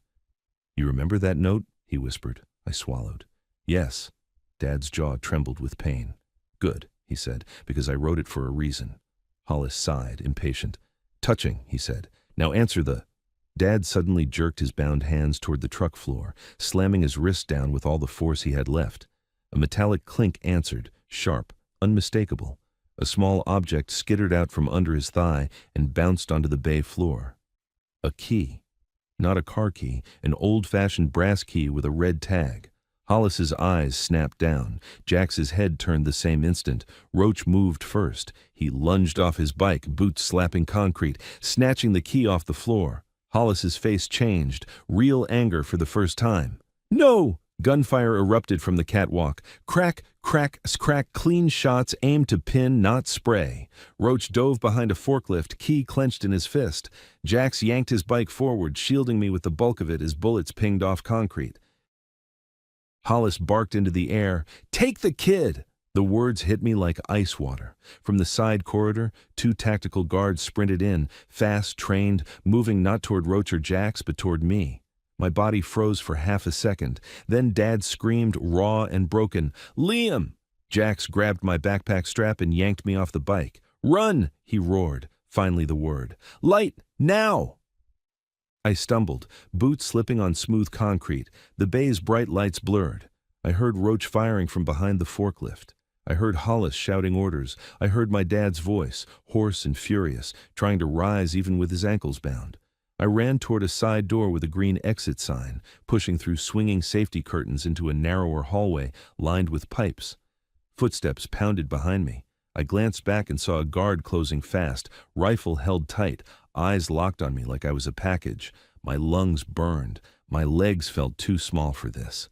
The hallway forked, left toward an emergency stairwell, right toward a maintenance room with a half-open door. I darted right without thinking, slamming into the maintenance room. It smelled like oil and wet metal. Tools hung on pegboards. A rolling cart sat near a stack of folded tarps. No exit. My heart crashed against my ribs. The guard filled the doorway, rifle angled down now, confident. "Kid," he said, voice flat, "come here." I backed up until my calves hit the cart. My hands fumbled for anything. Wrench, screwdriver, anything that wasn't useless. The guard stepped inside. Then, behind him, a second figure appeared in the doorway. Not Jax, not Roach. A Riverline worker in a safety vest, the same one who'd opened the truck doors. His face was pale, eyes wide with panic. He looked at the guard, then at me, and in that split second, he made a choice. He lifted a heavy metal tool, a breaker bar, from the cart by the door and swung it with both hands. The bar connected with the guard's helmeted head with a sickening thud. The guard dropped like his strings had been cut. I screamed, stumbling sideways, but the worker grabbed my wrist hard. "Move!" he hissed. "Now!" I stared at him, shocked. "Why, no time!" he snapped, dragging me toward a back door I hadn't seen. "Hollis will kill me anyway!" He shoved the door open and we burst into a narrow exterior alley between 2 buildings. Cold air hit my face like a slap. Sirens wailed somewhere distant now, real ones, or maybe Riverlines. I couldn't tell. The worker yanked me along the alley at a run. "Name?" he demanded. "Liam," I panted. He nodded once. "I'm Nate," he said. "Listen to me, Liam. Your dad. He's not the one they want." My stomach clenched. "What do you mean?" Nate glanced back, eyes wild. "The bag," he said. "What's in it? Hollis thinks Daniel has the rest, but Daniel isn't the target." My breath hitched. "Then who is?" Nate's grip tightened. "You," he said. The word landed like a hammer. I almost stopped running, but Nate dragged me forward harder. "He used you to steal the bike because it brings the club. It brings attention. It brings chaos. In the chaos, Hollis moves what he really cares about." What does he care about? I choked. Nate swallowed, voice dropping. A list, he said. Names, payoffs, routes, everyone he owns. Daniel took a copy, hid it. That key, Roach grabbed. That key opens the locker where Daniel stashed it. My brain tried to keep up and failed. Then why me? Nate's face twisted with fear. Because the locker isn't in the yard, he said. It's at the dock, public side. Hollis can't storm it with rifles without cameras seeing. But if he has you, he can trade you for the key in the list. Quiet, clean. My legs went numb as I ran. My dad tried to warn me, I whispered, hearing his unfinished words in my head. They're not. Nate jerked me around a corner into a wider service lane. Ahead, a small door in a fence stood open, leading toward the river access where we'd entered earlier. We get you out, Nate panted. You get to your family. You tell them to leave. Now. Not later. Now. Gunshots echoed from inside the building, muffled by walls but still sharp. Nate shoved me through the fence door and into the open dock corridor. And right there, under the overpass shadow, I saw the worst possible thing. A line of black SUVs rolling in from the far end, headlights off, moving slow. Not police, not bikers. Men in suits and tactical vests stepping out calmly, spreading across the lane like a net tightening. Nate stopped so hard, I nearly slammed into him, his face drained of color. He's already here, he whispered. One of the men looked straight at us from 30 yards away and raised a hand, 2 fingers, to his ear as if receiving a message. Then he pointed at me, and the SUVs sped up. The black SUVs didn't rush like panicked men. They flowed forward like they'd already measured the space, already decided where everyone would end up. Nate's grip on my wrist tightened until it hurt. Don't run straight, he hissed. They'll herd you. I could barely breathe. The dock corridor was a long funnel, fences on both sides, overpass overhead, nowhere to disappear except back toward Riverline or deeper toward the water. The suited man who'd pointed at me raised his hand again, palm down, and the SUVs split, 2 rolling left to block the tunnel mouth, one stopping at an angle to cut off the open lane, and the last easing forward like it wanted to be the first thing I saw when I tried to run. Doors opened. Men stepped out, not loud, not showy, no screaming, just boots on wet asphalt and the quiet click of weapons being unslung. Nate turned my head with his hand, forcing me to look away from the line. Listen, he said, voice shaking but focused. I'm going to make you look like you got away. You go where I point, you don't stop, you don't look back. What about my dad? I gasped. Nate's eyes flicked toward Riverline's direction, guilt slicing across his face. If you're taken, he said, your dad dies anyway. So do you. So do your mom and sister. Hollis doesn't trade once he owns you. He owns the problem. My stomach lurched. I'm 10, I whispered, like the world should care. Nate's jaw clenched. Hollis doesn't see 10, he said. He sees leverage. A voice called out from the SUV line, calm, professional. Liam Carter.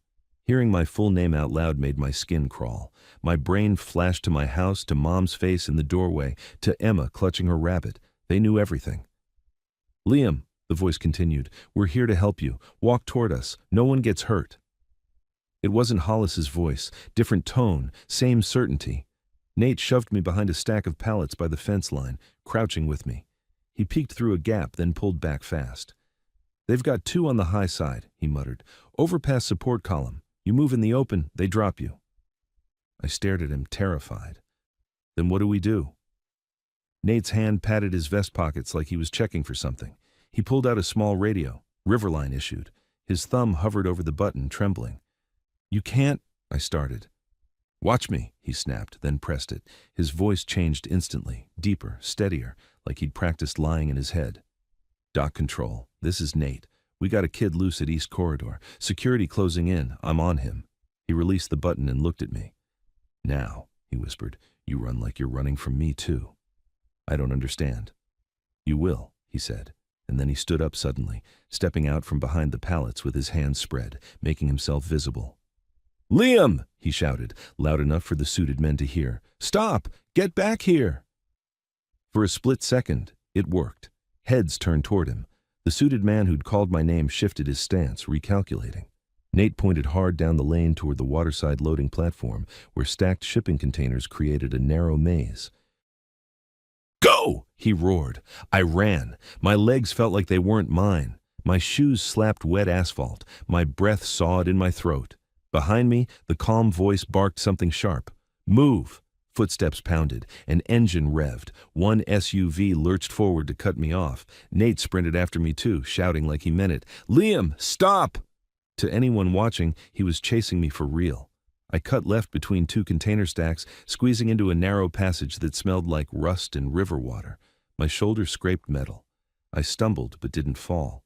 The passage spit me out into a wider container yard. Sunlight hit here, gray and flat. The river was visible beyond the fence. Dark water, slow current, a barge idling. My brain screamed for an exit. There wasn't one. Just more containers, more fences, more dead ends. I heard the SUV's tires crunch gravel at the end of the lane. Nate appeared behind me, panting hard. "Left," he hissed. "2 rows down. There's a maintenance hatch under the 3rd container line. You crawl. You don't stand up." "What?" Nate shoved me forward again. "Move!" I ran down the container row. Gravel sprayed under my shoes. I ducked under a dangling chain and nearly tripped. At the 3rd row, Nate dropped to his knees and grabbed a metal grate set into the ground near the fence line. He yanked. It didn't budge. He swore, pulled a tool from his belt, something like a flat pry bar, and jammed it into the seam. With a grunt, he lifted. The grate popped free with a metallic squeal. A dark hole yawned beneath, with a ladder leading down into damp concrete. "Down," he whispered. I hesitated, staring into the black. Nate's eyes flicked up sharply. "They're coming." I heard footsteps close now, men moving fast. I swallowed and climbed down, hands sliding on cold metal, heart hammering. The air below was wet and foul, like old river water trapped in concrete. As soon as my feet hit the bottom, Nate dropped the grate back into place above me, leaving only a thin slice of light through the edges. The darkness wrapped around me. For a second, all I could hear was my own breathing and the distant thud of boots overhead. Then, Nate's voice came down through the metal, muffled but urgent. "Stay quiet," he said. "No sound." Something slammed into the containers above, a door clanging. Voices, multiple, sharp, controlled. "Spread out. Check the rows. Overwatch, keep eyes." I pressed my hands over my mouth to keep my breathing from turning into sobs. A shadow passed over the grate seam. Someone stood directly above me. I froze so hard my muscles ached. The shadow lingered. A metal clang sounded as something tapped the grate. Once, twice, not random, testing. My stomach dropped. They suspected. A voice spoke, low and confident. "He's down there." The grate rattled, hands gripping the edges, starting to lift. Then Nate's voice cut in, closer, louder, above. "Hold up," he snapped. "That hatch feeds the storm line. If you open it, you'll flood the corridor." A pause, another voice, colder. "Move." The grate shifted again. Then Nate did something I didn't expect.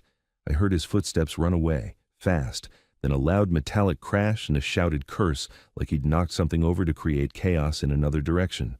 Men shouted, "There! He's running!" The grate stopped moving. Footsteps pounded away from my hiding spot. I sagged against the damp concrete wall, legs shaking uncontrollably. A minute passed, maybe 2. Time didn't behave normally down there.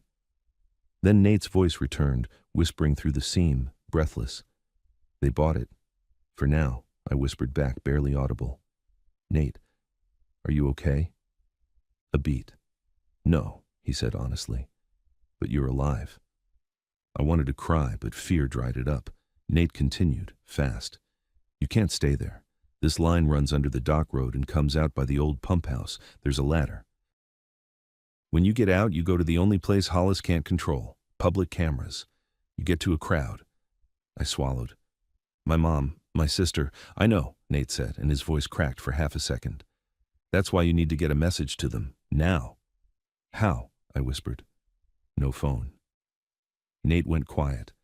Then, like he'd made a decision that hurt, he said, "You'll get one." The grate above shifted slightly, and a small object slipped through the seam and clattered down the ladder rungs. A phone. Cheap, cracked screen, probably a burner. I snatched it, fingers trembling. The screen lit up with a single open contact screen. Mom. My throat seized. Nate. He didn't answer the thanks. Go, he whispered. I can't hold them long. Footsteps approached again overhead, closer, slower this time. They were searching properly now. Nate's breathing came through the seam, sharp. They'll realize I'm lying, he said. When they do, they'll kill me. But I can buy you minutes. My voice came out broken. Why are you helping me? A long beat. Then Nate said, Because I have a son, he whispered, and I watched your dad take hits he didn't deserve, and I'm done working for monsters. A voice shouted overhead. Nate, where's the kid? Nate answered instantly, loud, steady. He went west, toward the barge. He was sacrificing himself. I understood that fully now, and it made me feel sick. Nate's voice dropped again. Stormline, he said. Go now. I stared into the darkness ahead, where the tunnel continued, knee-deep water in places, concrete slick under my shoes. I turned on the phone's flashlight and started moving. The light beam shook with my hands. The tunnel smelled like rot and metal. Water dripped steadily from above, a constant ticking. I waded forward, trying not to splash. My shoes sank into shallow muck. The flashlight caught graffiti on the walls, names, dates, crude drawings, proof that other people had hidden here before.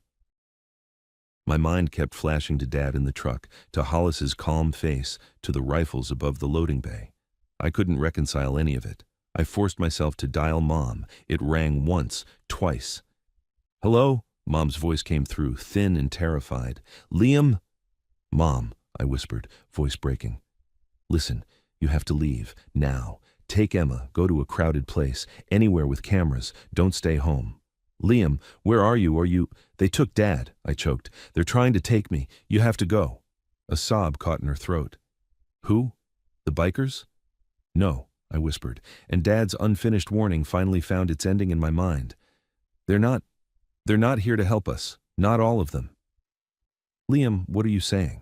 Mom's voice shook. Are the angels... I don't know, I said, because the truth was I didn't know who was on whose side anymore. But Riverline, Hollis, he knows where we live. Please, go. Mom's breathing went ragged. Emma's scared. I'm scared. I can't... Yes, you can, I said, and it came out fiercer than I expected. Go to the hospital lobby. There are people, cameras, security. I'll call the police, she whispered. No, I hissed, and fear spiked. Not from home, just go. I'll call. Someone will call. Just go now. Mom went quiet, then I heard movement, drawers, footsteps. Okay, she whispered. Okay, we're leaving. Text me your location, I said, then realized she couldn't if I didn't know my number. Just keep this line open if you can. Liam, Mom sobbed, I'm so sorry. I swallowed hard. I know. The tunnel opened into a wider chamber where a storm drain split into two branches. One branch ran toward a faint sound of machinery, the pump house. The other ran toward the river. I chose the pump house because Nate told me to. As I moved, I heard a muffled pop overhead. Gunfire. A tool dropped. My body flinched violently. Then a scream echoed faintly through the concrete, cut off too fast. My stomach turned. Nate. I nearly stopped. My feet locked. But then I heard Jax's voice in my head. If I tell you to run, you run. My dad's mouth shaping run. I forced myself forward, tears burning behind my eyes without falling. The tunnel narrowed again, then rose toward a ladder bolted into the wall. Above it, a rusty hatch with daylight leaking around its edges. I climbed, hands slipping on wet metal, heart pounding. I pushed the hatch. It didn't move. Panic surged. I shoved harder. It creaked. A weight pressed down from above, like something was holding it. I froze, listening. Footsteps. Right above the hatch. A voice. Close. Stormline exits here, another voice answered. Check it. The hatch handle rattled as someone grabbed it. My blood went ice. I backed down one rung, pressing myself against the wall in the darkness, phone flashlight off. The hatch lifted a fraction, letting in a blade of daylight. A face appeared in the gap, tactical helmet, eyes scanning down. I held my breath so hard my chest hurt. The face lingered. Then, behind it, another voice, calm, unmistakable. Hollis. You won't find him in the mud, Hollis said, irritated. He's smarter than that. The helmeted man hesitated. Sir, Nate said. Nate is dead, Hollis cut in, tone flat like he was announcing a schedule change. "Stop chasing ghosts. Bring me the mother's location." My vision blurred. Nate. Dead. The helmeted man closed the hatch again with a hard clang, sealing me in the dark. Footsteps moved away. Hollis's voice faded, but his words stayed in my skull like nails. Bring me the mother's location. They weren't just hunting me. They were hunting my family in real time. My hands shook so badly I could barely turn the phone back on. Mom was still on the line, whispering my name over and over like a prayer. "Mom," I whispered, voice raw. "Do not tell anyone where you are. Do you understand?" "What?" she sobbed. Liam, I'm at the car." "Don't say it," I begged. "Please, don't say it." Mom's breathing hitched, confusion and fear mixing. "Okay," she whispered. "Okay." I pressed my forehead to the damp concrete. My mind raced. If Hollis couldn't find me here, he'd go for the easiest leverage. Mom, Emma, the hospital, the house. I needed to reach someone who could stop him. But who? The angels were split. Some fighting to save Dad, some maybe part of the trap. The police were a question mark. Nate was dead. And then I remembered the key. Roach had the key. Nate said it opened a locker with a list. Names, payoffs, everyone Hollis owned. That list was the one thing Hollis feared. If I could get that list into the open, into cameras, into public hands, Hollis couldn't just erase us quietly. I needed to find Roach. I needed to get back to the only people who were still moving against Hollis with violence he respected. I climbed back up the ladder, listening until I was sure the footsteps were gone. Then, slowly, I pushed the hatch again. Just a crack. Daylight spilled in, no faces. I opened it wider and pulled myself out. I was behind the old pump house now, an ugly concrete building with peeling paint and warning signs. Beyond it, the dock corridor stretched toward Riverline. I expected to see the SUVs. Instead, I saw smoke. And a line of motorcycles, dozens, racing along the fence road toward the dock, engines screaming like a storm returning. The pack hadn't left. They were coming back, harder, and at the front of them, riding like he wanted to tear the world in half, was Roach. I ran toward him, waving both arms like a lunatic, trying to be seen before someone mistook me for a target. Roach spotted me and slammed his bike sideways, gravel spraying. He jumped off before it even fully stopped and grabbed me by the shoulders. "Kid," he barked, eyes wild, "where the hell have you been?" I opened my mouth, and all the words fought to come out at once. But the only one that mattered came first, cracking out of me like a gunshot. "Nate is dead," I said. "And Hollis is going for my mom." Roach's face went still, dangerously still. He looked past me toward the river road, where black SUVs were already turning back, repositioning, searching again. Then he leaned down until his face was inches from mine. "Do you know what you just became?" he asked, voice low and brutal. I shook my head. Roach's eyes burned. "The trade," he said. He lifted his fist and I saw it, clenched between his knuckles, a brass key with a red tag. "The only thing Hollis can't buy," Roach whispered, "is time." He grabbed my wrist and hauled me toward his bike. "Hold on," he snapped. "We're going to end this before he touches your family." Roach's bike launched so hard my stomach lagged behind my body. I clamped my arms around him, cheek pressed to the back of his vest. The brass key with the red tag was in his fist for a second, then vanished into his jacket like it was a weapon. The pack surged behind us, 40, maybe 50 bikes, filling the river road in a loud, organized wave. Ahead, the dock corridor narrowed again toward Riverline's perimeter, and beyond that, the city's main artery that led back to neighborhoods and hospitals and normal people who didn't know they were standing next to a fire. Roach shouted over his shoulder, "Where's your mom?" I swallowed hard and yelled, "I told her to go to the hospital lobby." She didn't say where she was, but she was leaving the house. Roach's head dipped once, absorbing it. "Good. Hospital has cameras. People. That's friction." "What do you mean?" I shouted.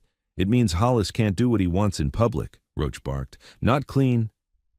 We blasted past the old pump house and hit the fence road that ran along Riverline. The gate area ahead still smoked, bent metal, scattered pallets, and a few bikes lying on their sides like wounded animals.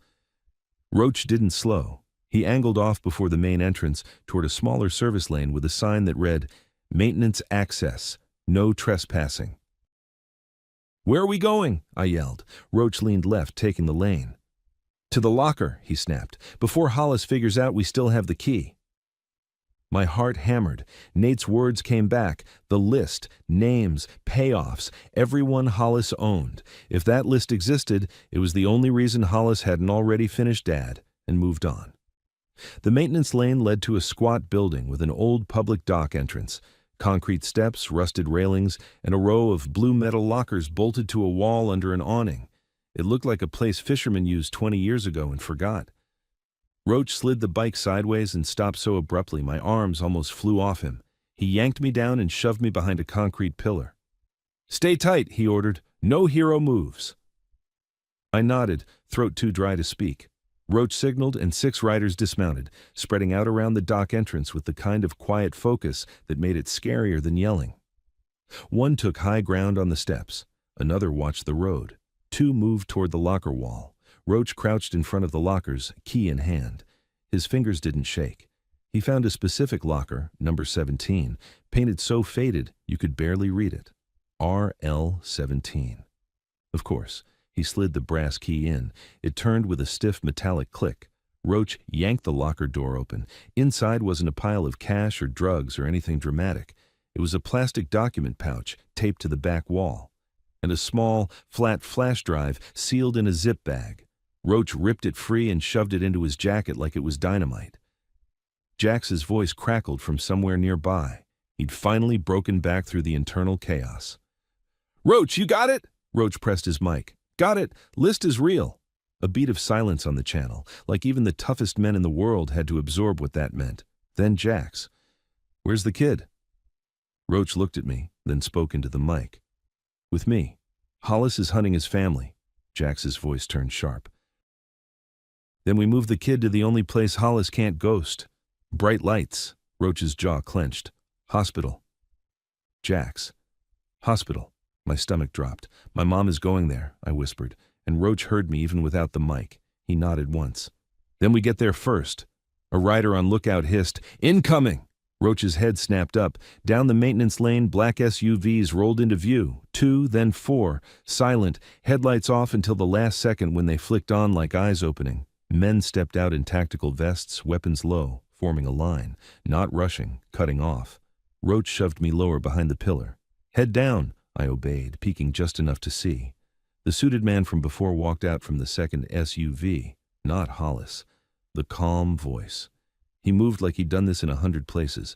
He called out, conversational, "Roach, give us the key and the boy. Walk away." Roach stood in the open, hands visible but empty. "You're late," he said, voice loud and flat. The suited man smiled faintly. "Doesn't matter. Hollis gets what he wants." Roach laughed once, without humor. "Hollis wants the list." The suited man's smile didn't move, but his eyes tightened. "You don't have it," Roach shrugged. "Sure." The suited man's gaze flicked to the lockers, just once. That was all it took. His voice went colder. "Kill him if you have to. Take the kid alive." My blood turned to ice. Roach didn't retreat. He lifted his chin slightly, and 2 bikes behind him revved at the exact same moment, like a signal flare. Gunfire, cracked, not a spray, not chaos, controlled bursts. The suited man dove behind an SUV door. Tactical guards snapped into cover positions, returning fire. Roach lunged back toward me. "Up!" he barked. He grabbed my backpack and yanked me toward his bike as bullets pinged off concrete and sparked against the locker wall. One of Roach's riders went down near the steps with a sharp grunt, collapsing behind the railing. Another dragged him by the vest, teeth clenched, pulling him out of the line of fire. Roach shoved me onto the seat behind him so hard it knocked the breath out of me. "Hold on like your life depends on it," he snarled, "because it does." He gunned the engine and launched us sideways, not toward the lane entrance where the SUVs blocked, but toward the dock edge. For a split second, I thought he was insane. Then I saw what he saw. A barge tug sitting at the far end of the river channel, and between us and it, an old service ramp sloping down toward the water, used for moving equipment onto boats. Roach aimed for it.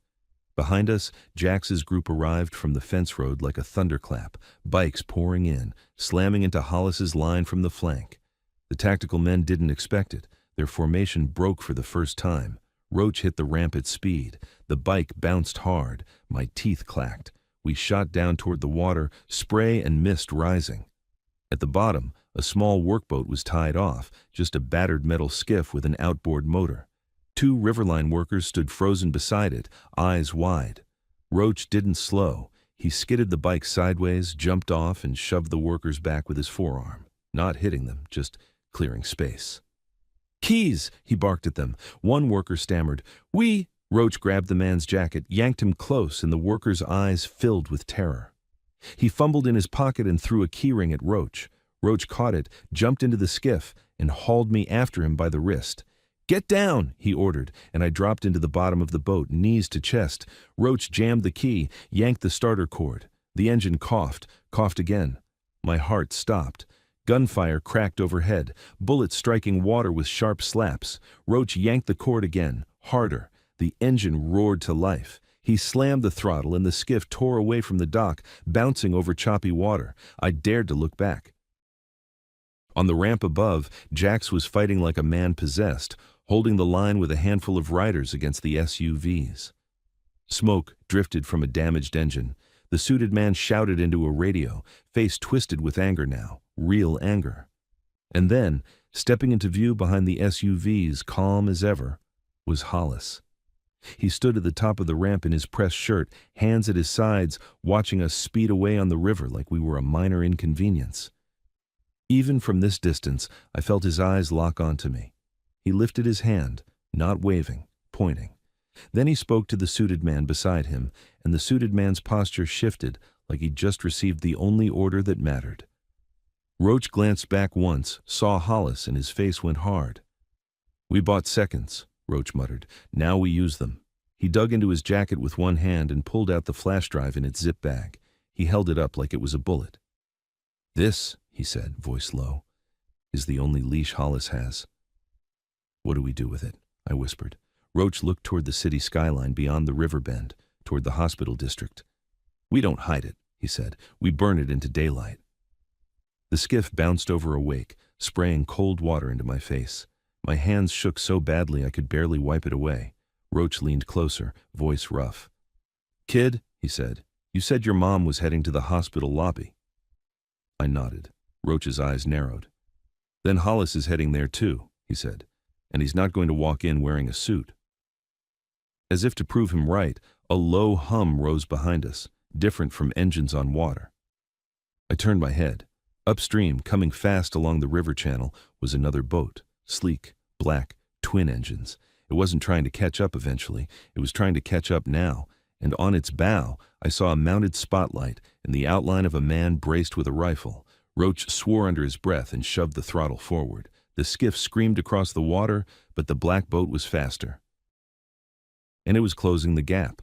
The black boat behind us wasn't just faster, it was confident.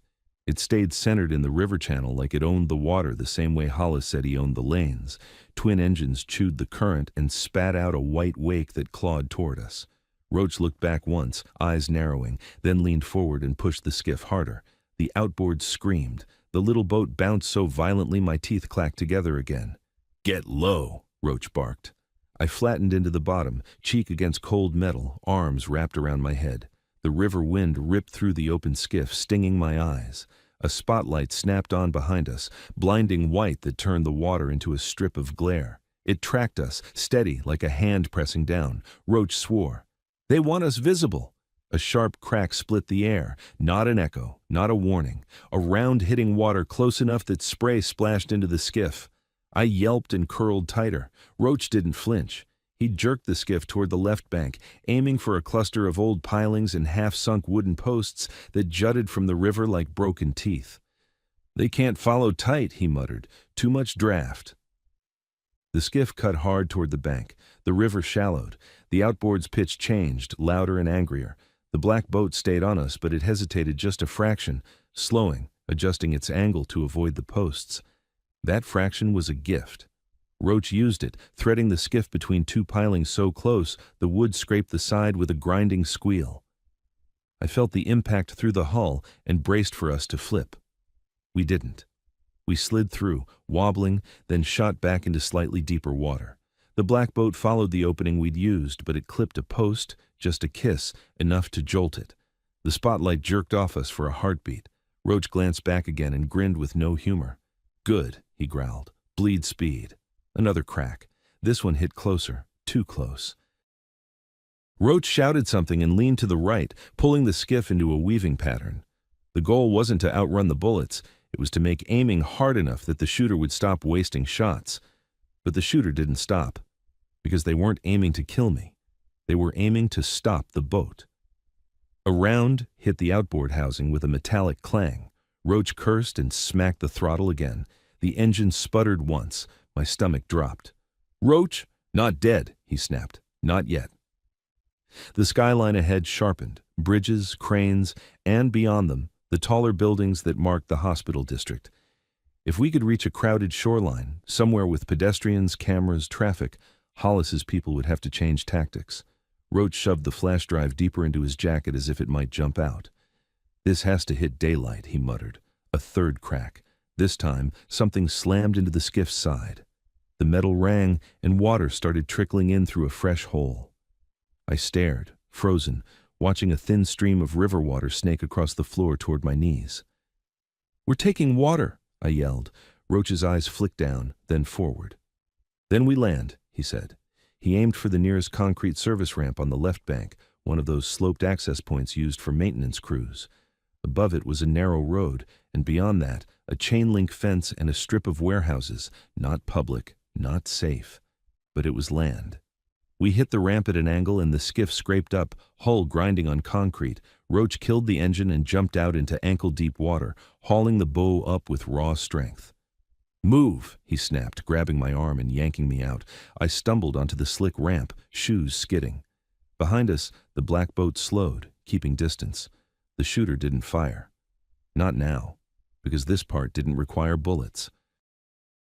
The black boat drifted in, idling near the ramp, and men began stepping onto the bank from a side ladder. 3 of them, fast, trained, weapons low but ready. Roach pulled me toward the top of the ramp, toward the service road. He didn't try to fight them here. He ran like he knew exactly what a firefight on open concrete would cost. We reached the road and cut right, hugging the fence line. Ahead, a chain-link gate stood locked with a thick padlock. Beyond it, the road connected to a main street that would lead toward the hospital district. Roach reached the gate and yanked, locked. He swore, dug into his pocket and pulled a small bolt cutter, compact, heavy. He clamped it on the padlock. "Roach, behind!" I gasped. Footsteps pounded up the ramp. Roach squeezed. The bolt cutters bit. The lock didn't snap. "Cheap lock," Roach growled, adjusting his grip. A voice called out behind us, calm and almost friendly.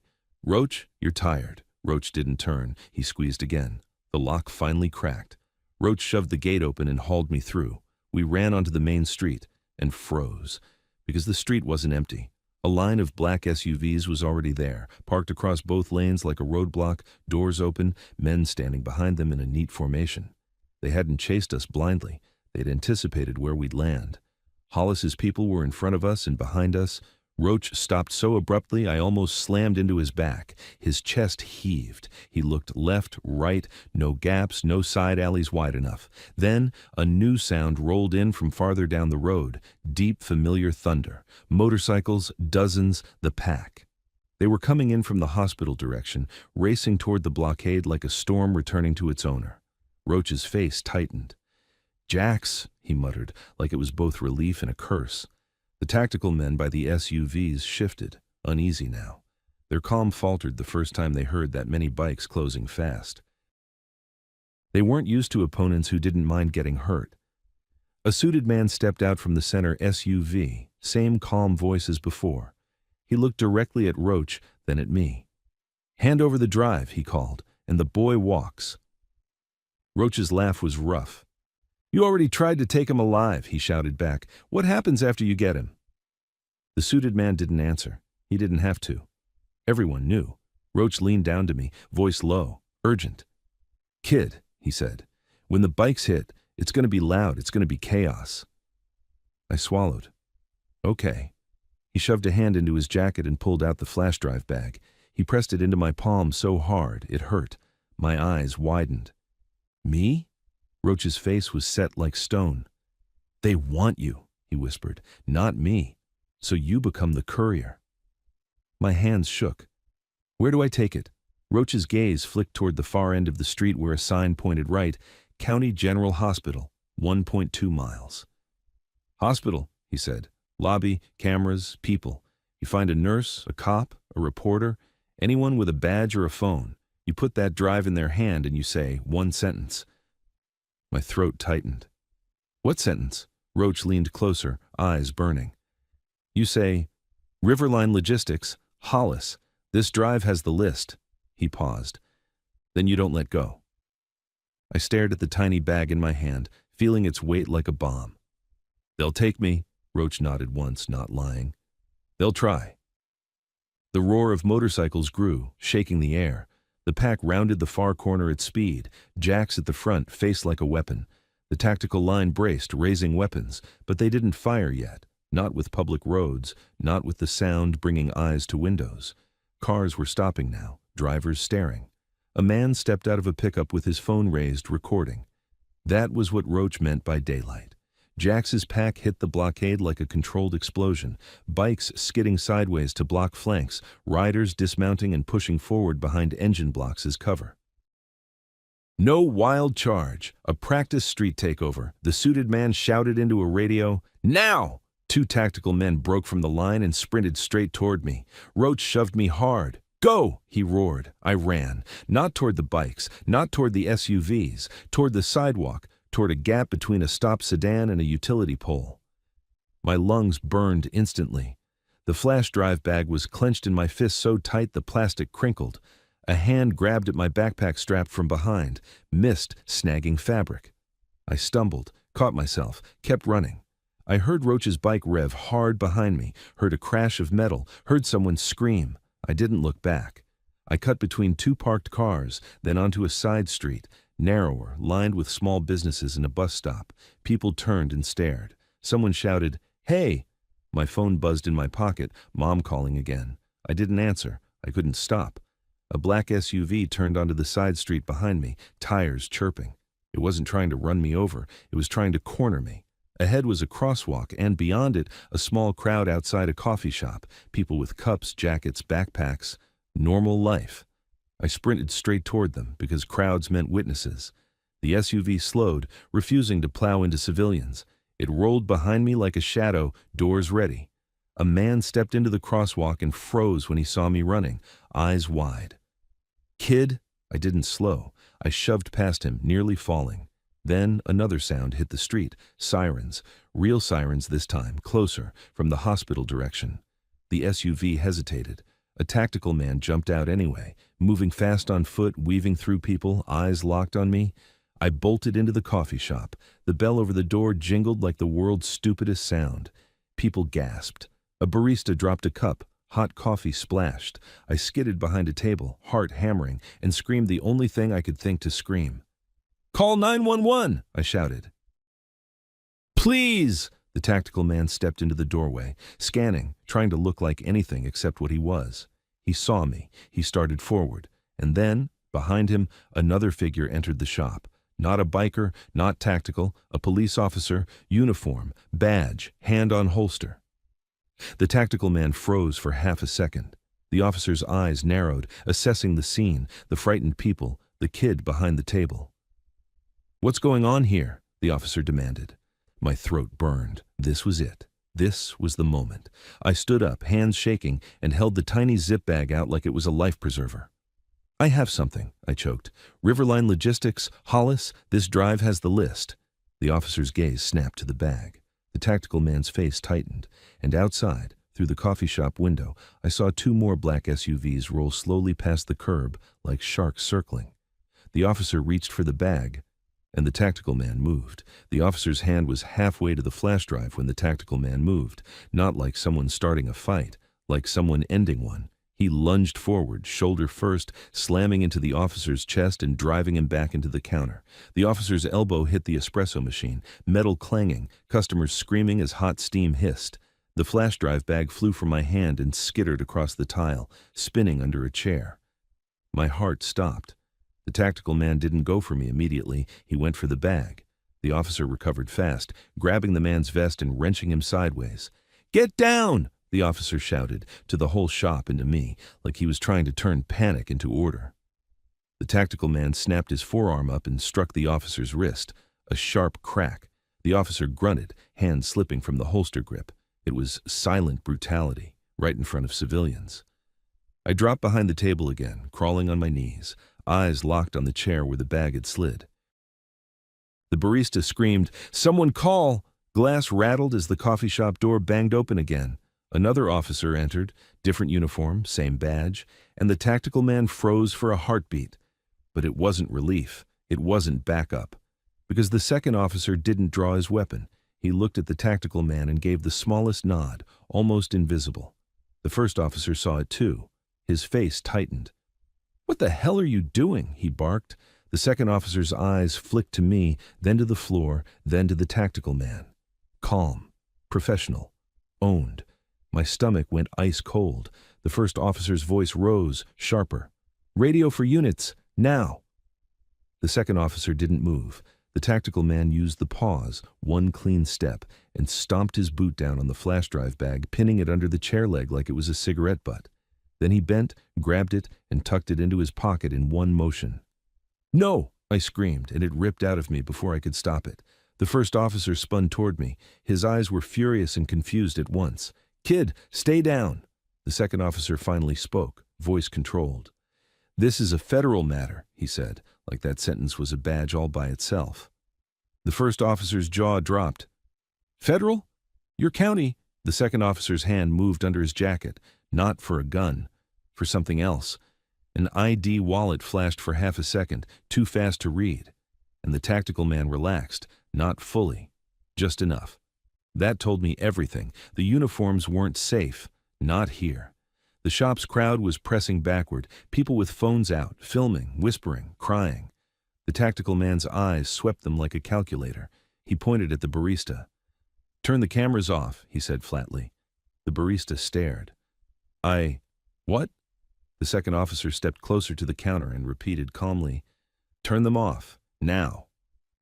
The barista's hands shook as she reached under the register, fumbling for switches. The first officer shouted, "Don't you touch!" The tactical man hit him, a short, brutal punch to the ribs. The officer folded, air leaving him in a harsh grunt. Before the officer could recover, the tactical man shoved him face first into the counter and pinned him there with an elbow. The second officer looked at the crowd and raised his voice, projecting authority. "Everyone outside, now. This is an active situation." People scrambled, some obeying out of fear, some because the word active made them imagine guns. Phones kept recording anyway. I crawled backward, eyes darting, searching for any path out, back door, restroom, kitchen, anything. The tactical man's head snapped toward me, his gaze locked on my backpack strap like a leash. He took one step. Then the front windows of the coffee shop vibrated with a new sound, deeper than sirens, louder than panic. Motorcycles, not one, many. The tactical man froze. The second officer's expression tightened for the first time. Outside, engines roared up the street like thunder rolling between buildings. People on the sidewalk scattered. Someone shouted, "Oh my!" A bike skidded into view through the glass, sliding sideways to block the lane. Then another, then 5 more. The pack poured in and took the street in seconds, turning the calm little block into a controlled takeover. Jax dismounted in the middle of the road like he owned gravity. His head turned toward the coffee shop window, and his eyes found me through the glass. For one heartbeat, everything inside me unclenched. Then it tightened again, because I saw what Jax saw too. Black SUVs at both ends of the block, doors open, men in tactical vests bracing behind them.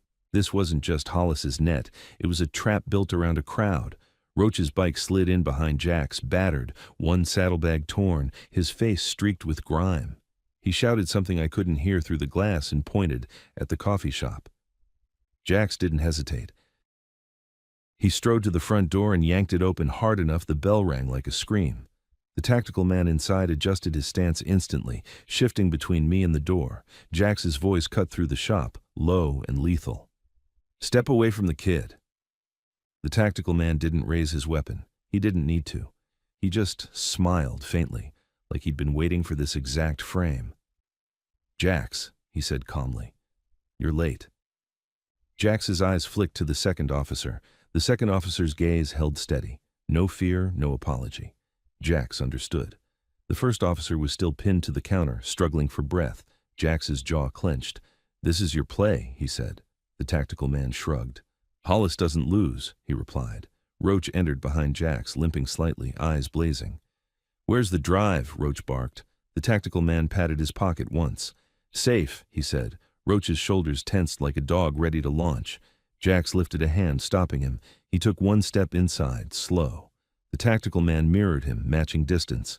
I was crouched behind the table, shaking, watching two adult worlds collide 10 feet from my face. Jax's voice went quieter, almost gentle, but it wasn't for them. It was for me. "Liam," he said without looking away from the tactical man, "get up and walk to me, slowly." I rose, legs trembling so hard I nearly fell. I took one step. The tactical man's hand lifted slightly, warning. Jax stopped moving. The tactical man spoke, calm as ever. "Kid stays. You and Roach walk out. We leave. Nobody dies." Roach snarled. "You already killed Nate." The tactical man didn't blink. "Nate chose wrong," he said. My stomach twisted. Nate's face flashed in my mind. Pale, scared, determined. Jax's eyes hardened. "You don't get to say that like it's weather." The second officer finally drew his weapon, not pointing it at Jax, pointing it at the civilians who hadn't fled fast enough. He shouted, "Outside, now!" Jax held his ground. Roach did too. The tactical man's gaze flicked to me again, measuring the distance, the angle, the fastest way to grab. Jax said one word into his mic, so low it was almost swallowed. "Blue." Roach's head turned a fraction, like he knew exactly what that meant. Outside, the motorcycle engines changed tone, rising, then dropping, like a coordinated breath. And then the coffee shop's lights went out, not flickering, dead. A sudden blackout that swallowed the room. People screamed. Someone knocked over a chair. The espresso machine hissed. In the darkness, I felt Jax's hand grab my wrist, firm, sure, and yank me toward him. "Move," he growled in my ear. We stumbled toward the door, but at the same instant, a heavy body slammed into us from the side. The tactical man. He'd timed it.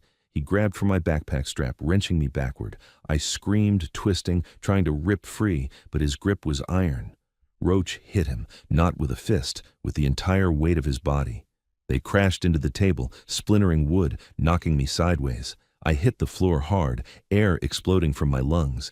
In the chaos, something small and hard skittered across the tile, dropped from the tactical man's pocket. The flash drive bag. It had fallen. I saw it in the darkness because my phone screen lit up in my hand. Mom still on the call, the glow faint but enough. I lunged. My fingers closed on the plastic. Jax shouted, "Liam!" I scrambled, clutching the drive, crawling toward the door where daylight leaked in from outside. Roach and the tactical man grappled, crashing into chairs, grunting, cursing. A gunshot cracked inside the coffee shop. I flinched so hard I nearly dropped the drive again. Someone screamed. Jax grabbed me by the back of my jacket and hauled me upright, dragging me through the door into the street. The world outside was chaos. Bikes blocking lanes, people filming, black SUVs repositioning, men shouting into radios. Jax shoved me behind the bulk of a parked motorcycle, using it as cover. "Do you have it?" he demanded, eyes wild. I held up the flash drive bag with shaking fingers. Jax's face tightened with fierce relief. "Good," he snapped. "Now we end this." Roach stumbled out of the coffee shop a second later, breathing hard, one hand bleeding, the other empty. "There are guys still inside," he growled, "and the uniforms aren't clean." Jax nodded once, brutal focus locking in.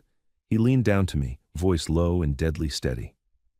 "Liam," he said, "your mom is at the hospital. Hollis is going there next." My throat seized. "How do you know?" Jax's eyes flicked to the flash drive in my hand. "Because this is the only thing that can stop him," he said, "and you're the only thing he can trade for it." He grabbed my helmet strap, tightened it, then pointed down the street toward the wailing sirens and the tall white building visible between blocks. "Get on," he said. "We ride straight into the lobby." And as we mounted the bike, engines rising around us like a wall, I looked back once and saw Hollis step out from behind an SUV at the end of the block, calm as ever, phone to his ear, watching me like he'd already decided how this ended. Jax launched us toward the hospital like the street belonged to him. The pack didn't follow as one blob.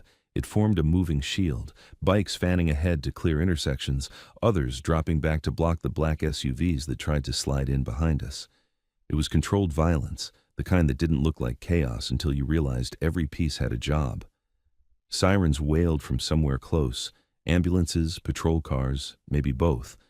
The city's normal emergency noise mixed with the growl of engines until it felt like the whole world was panicking. I clutched the flash drive bag inside my jacket like it could stop a bullet. "Where's the lobby?" Jack shouted over his shoulder. "Front entrance," I yelled back. "Big glass doors." Jax nodded once and leaned forward, pushing speed through traffic gaps that made my stomach twist. Cars scattered, people stared, phones rose. We cleared the last intersection and the hospital rose ahead. White, bright, too clean. County General, huge letters above a multi-lane drop-off loop, and the loop was full. Families, nurses, security guards, patients in wheelchairs, a food delivery guy with bags, real people with real faces who had no idea what was coming. Jax didn't roar straight into the crowd. He slowed just enough to thread the bike into the curb lane, then stopped hard near the glass doors.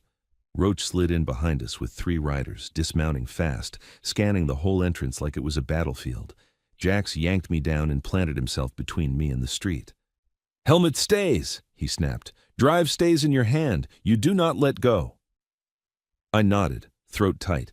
Inside the lobby, fluorescent lights buzzed. A security desk sat 10 feet in, with 2 guards watching the entrance. One of them reached for his radio the moment he saw the vests and the bikes. Jax raised a hand, palm out, not threatening, just commanding. "Nobody gets hurt," he said loudly, for everyone to hear. "We need 5 minutes."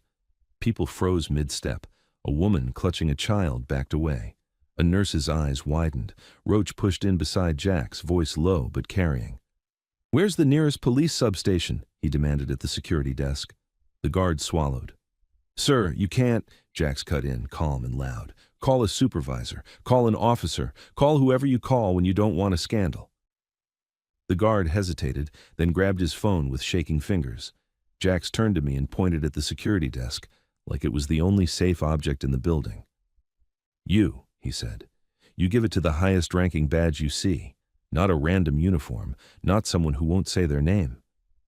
My hand trembled around the flash drive. "What if they take me?" I whispered. Jax's eyes stayed hard. "They'll try," he said. "That's why we do this in front of witnesses." Roach leaned toward my ear. "Hollis can buy shadows," he muttered, "not a lobby full of cameras." At the far end of the lobby, the elevator doors opened. A man stepped out, not tactical, not in a suit, hospital scrubs, surgical cap in his hand, ID badge clipped to his pocket. For half a second, relief flared in me, because he looked normal. Then I saw his shoes, not hospital shoes, polished, and the way he scanned the lobby, left, right, exits, like a map. Roach's head turned a fraction. "That's not a doctor," he murmured. Jax's posture shifted, subtle, like a dog smelling smoke. The man in scrubs walked toward the desk with calm steps. His eyes landed on me for a beat too long, then slid away like he didn't care. But he did. He was measuring distance. Jax stepped slightly in front of me. "Don't move," he murmured. The man in scrubs reached the security desk and smiled at the guard. "I'm here for a patient transfer," he said, voice smooth. The guard's hands were shaking so badly he could barely hold his phone. "Sir, there's..." The man in scrubs leaned in slightly, and I saw a flash under his sleeve. A tattoo line, black ink, military style. My stomach dropped. Jax's voice snapped. "Hey!" The man in scrubs didn't look up. "Not your business," he said, still smiling at the guard. Jax took one step closer. "It is when you look at the kid like that." The man in scrubs finally turned his head and met Jax's eyes. No surprise, no fear, just a faint, irritated calm. "Jax," he said softly, like they'd met before. Roach growled. "That's Hollis's inside." The man in scrubs shrugged. "Everyone's inside," he replied, and then his right hand moved, fast, toward his waistband. Jax moved faster. He slammed the man into the security desk so hard the plexiglass rattled. The guard yelped and stumbled back. The lobby erupted. People screamed. Someone dropped a drink. A wheelchair rolled uncontrolled until it hit a wall. Roach grabbed my shoulder and shoved me behind the security desk. "Stay down," he barked. I crouched, clutching the drive, heart punching my ribs. The man in scrubs twisted against Jax, trying to draw something. Jax pinned his arm. Then a voice rang out from the hospital entrance behind us, clear, loud, carrying authority. "Everyone freeze!" A uniformed police officer stood in the doorway, weapon drawn, eyes wide at the scene. Bikers, guards, civilians panic. Behind him, 2 more officers entered. For one heartbeat, I thought, finally. Then I saw the second officer's gaze. Not on Jax, not on the man in scrubs, on me, on my hand, on the flash drive. Roach saw it too. His face went cold. Jax held the man in scrubs pinned and looked at the officers. "We're not here to hurt anyone," he said, loud and steady. "We have evidence of corruption. This child needs protection."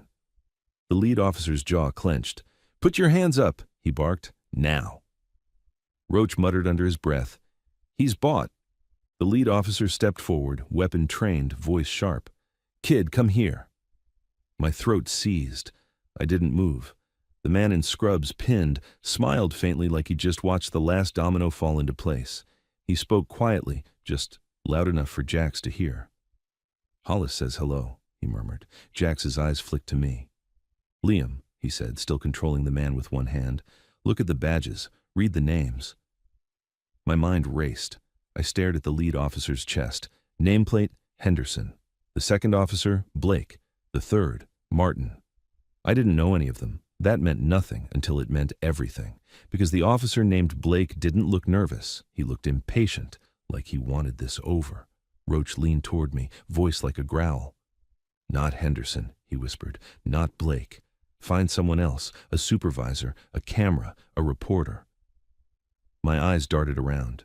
Behind the reception area, a woman in a blazer stood frozen, hospital admin phone raised, recording. And near the elevators, a man with a press badge clipped to his jacket, local news maybe, staring like he'd just found the story of his life. My breath hitched. I slid out from behind the desk, moving low, using the desk as cover, edging toward the admin woman's line of sight. "Kid!" Officer Henderson barked. "Stop!" Jax's voice cut through, loud. "This is a child. Back off." Officer Blake stepped left, trying to angle around the desk to cut me off. Roach moved with him, blocking the angle with his body, hands out like he was trying to keep peace, while his posture screamed violence. "Easy," Roach said, loud. "Don't touch the kid." Blake's eyes flicked to Roach's vest. "Move," he hissed. Roach didn't. In the lobby's glass reflection, I saw something that made my blood turn to ice.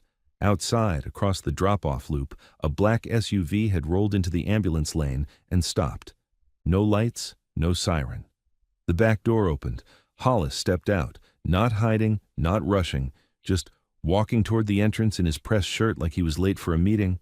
People saw him and didn't recognize him, but they felt something shift. The air thinned. Hollis entered the lobby. He didn't look at Jax. He didn't look at Roach. He looked straight at me, and he smiled like he'd already paid for this moment. Officer Henderson's weapon stayed up, but his eyes flicked to Hollis for a split second, like checking for approval. That was the answer I didn't want.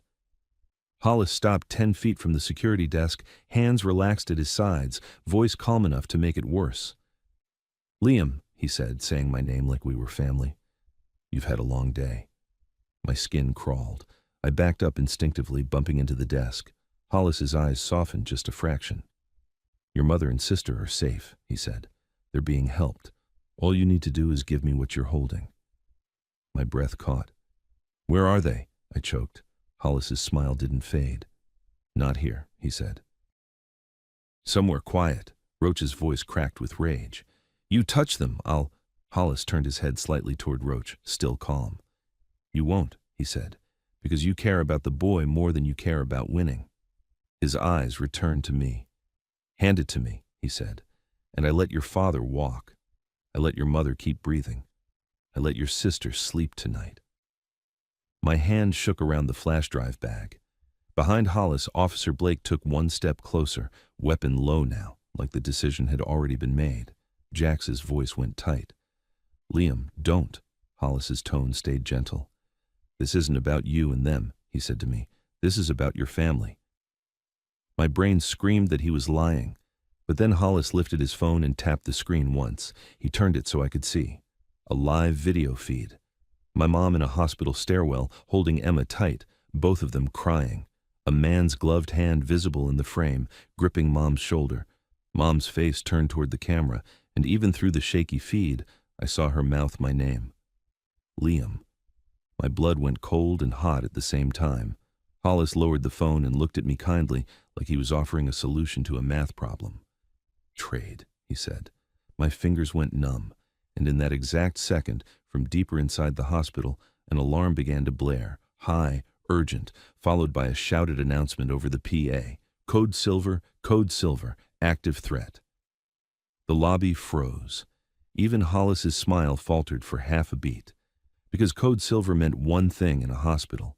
Someone inside had finally understood what was happening, and now the building itself was screaming it. The Code Silver alarm didn't just make noise, it rewrote the room. People who'd been frozen started moving with purpose. Nurses snapping into motion, security guards stepping out from behind the desk, civilians being pushed back toward hallways with doors that could lock. A woman in scrubs grabbed a child and yanked him behind a column.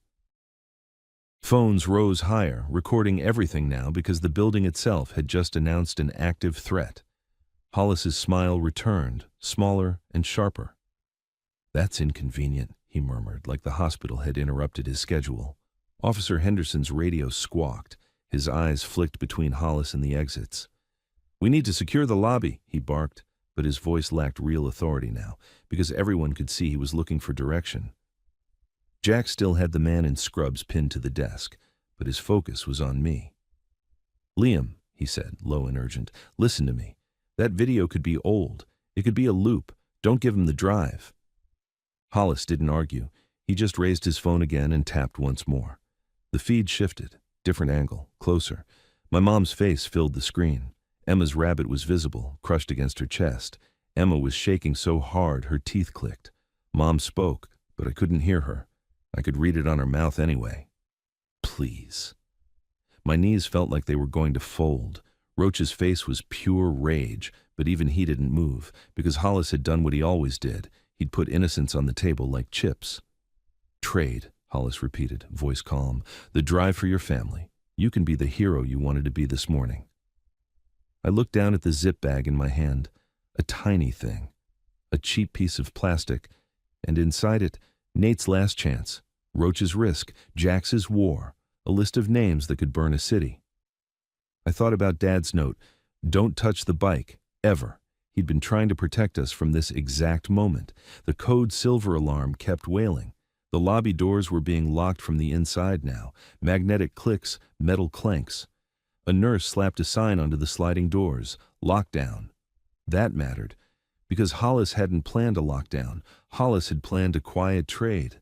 Henderson's radio crackled again. "Units en route," a dispatcher voice said. "Maintain perimeter." Hollis's eyes flicked toward the entrance, a tiny crack in his composure. He didn't like extra variables. Roach leaned close to me, voice like gravel. "Kid," he whispered, "if you hand it to him, he kills your dad anyway. Then he kills us. Then he kills your mom later when she's no longer useful." My throat burned. "Then what do?" I whispered back. Roach's eyes hardened. "You make him trade in public," he said, "for real." Jax's gaze snapped to Roach, then back to me, understanding landing at the same time. Hollis watched the micro movements. He wasn't stupid. He lifted his phone again and took one slow step closer.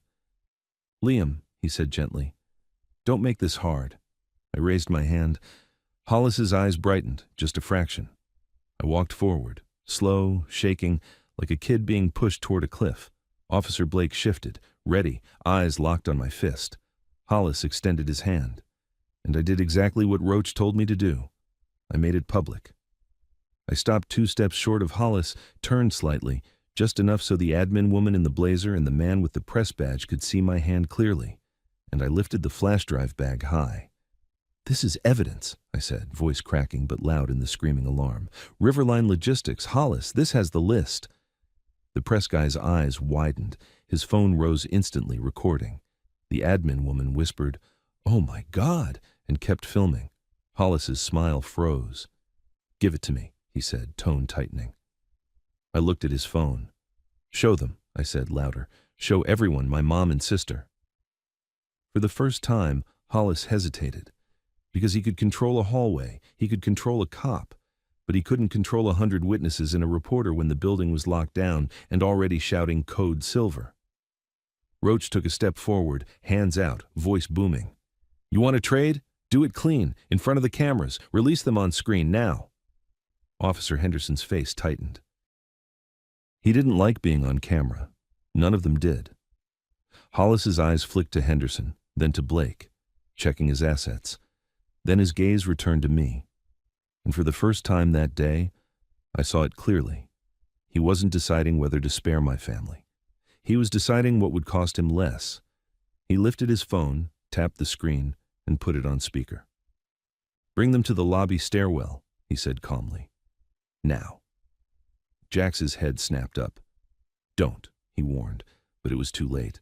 The command had left Hollis's mouth. A minute later, the side doors near the stairwell burst open, and my mom stumbled into the lobby, Emma clinging to her like a life jacket. 2 men in tactical vests were behind them, hands on Mom's shoulders, weapons low. The lobby erupted in screams and shouts. Security guards moved. Nurses shouted for people to get back. Phones went everywhere. Mom's eyes found me. She made a sound that was half sob, half prayer. "Liam!" she cried. Emma saw me and broke free for half a second, trying to run, but one of the men yanked her back gently, not cruel, just controlled. Roach's voice thundered, "Hands off the kid's family." Hollis raised a hand, still calm, like a conductor. "Nobody needs to get hurt," he said. "Liam, give me the drive." I looked at Mom. She shook her head violently, tears streaming. "No," she mouthed. "No." Dad's voice wasn't here, but I heard it anyway. "Run." And then I remembered something else Dad had mouthed earlier. They're not who they say they are. They were cops. They were guards. They were federal. They were suits. They were whatever Hollis needed. But cameras didn't care who you claimed to be. Cameras cared what you did. I made my choice. I turned and shoved the flash drive bag into the press guy's hands. "Don't give it back," I yelled, voice tearing. "Upload it."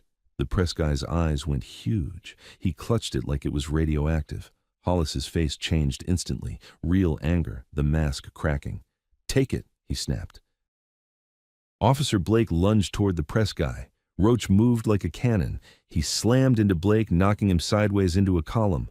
Blake's gun clattered across the tile. Henderson shouted, chaos exploding. Jax released the man in scrubs and sprinted toward Mom and Emma, grabbing the nearest tactical man by the vest and driving him backward into the wall with a brutal shove. Security guards, real hospital security, finally acted.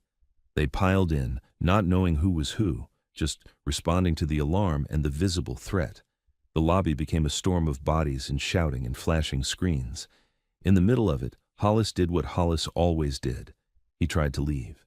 He turned toward the exit doors, reaching into his pocket for his phone again, probably to order another move, another corridor, another shadow. But the doors were locked. Magnetic lockdown. He yanked once, twice, nothing. For the first time, Hollis looked trapped by something he didn't own. Sirens wailed louder outside, real patrol cars arriving in force now, drawn by the hospital's code silver, by the crowd, by the live streams that were already going up. The press guy backed away from Blake, clutching the drive, shouting into his phone. "I have it! Yes! Upload now!" Hollis's eyes snapped to him, and in that look was the promise of revenge. Roach saw it too. He stepped between Hollis and the press guy like a wall. "You touch him," Roach said, voice quiet and deadly, "and your whole empire burns in daylight." Hollis stared at him. Then, slowly, Hollis's eyes shifted to me, small kid in a helmet, shaking, standing between my mom and my sister. And for the first time, Hollis looked at me like I wasn't leverage. He looked at me like I was a problem.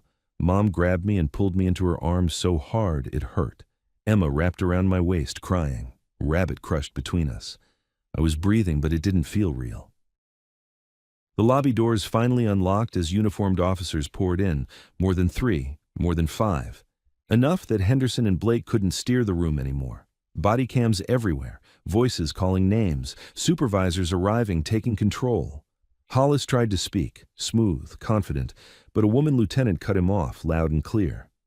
"Hands where I can see them," she ordered. "Now." For the first time, Hollis didn't have a script. He raised his hands, not because he'd changed, because he'd been caught in a room full of witnesses, cameras, and a drive that was already leaving his control. Jack stood near us, chest heaving, eyes scanning for threats that might still come. Roach leaned against a column, bleeding, laughing once under his breath like he couldn't believe the day had finally turned. I looked up at Mom. Her face was streaked with tears, but her eyes were fierce. "You did not do this alone," she whispered. I wanted to tell her I had, that I'd sold Dad's Harley, that I'd started the chain. But then I saw Dad in my mind, bruised, bound, mouthing "run," not to save himself, but to save me. And I understood the last rule of that adult world. Sometimes the only way out is to drag the truth into the light so hard it can't be stuffed back into the dark. The hospital alarm finally cut off. The sudden quiet was so sharp it made my ears ring. In it, I heard a small sound I'd been waiting for all day. A phone ringing. Jack's answered his. His face shifted as he listened. Then he looked at me and said quietly, "They found Daniel." Mom's breath caught. Jack's nodded once. "Alive," he said. "On a secondary Riverline site. The drive lit up routes. They couldn't hide him anymore." Mom's knees nearly buckled. Roach caught her by the elbow without thinking. Outside, sirens continued, but now they sounded different. Not chasing, not hunting, arriving, closing in. I held Emma tighter and stared at the glass doors where Hollis stood in handcuffs, still trying to look calm as cameras pointed at him. He met my eyes one last time. No smile now, just a cold promise. And I realized something else. Even with Hollis caught, even with the list in daylight, even with my family breathing, I would never hear a motorcycle engine the same way again.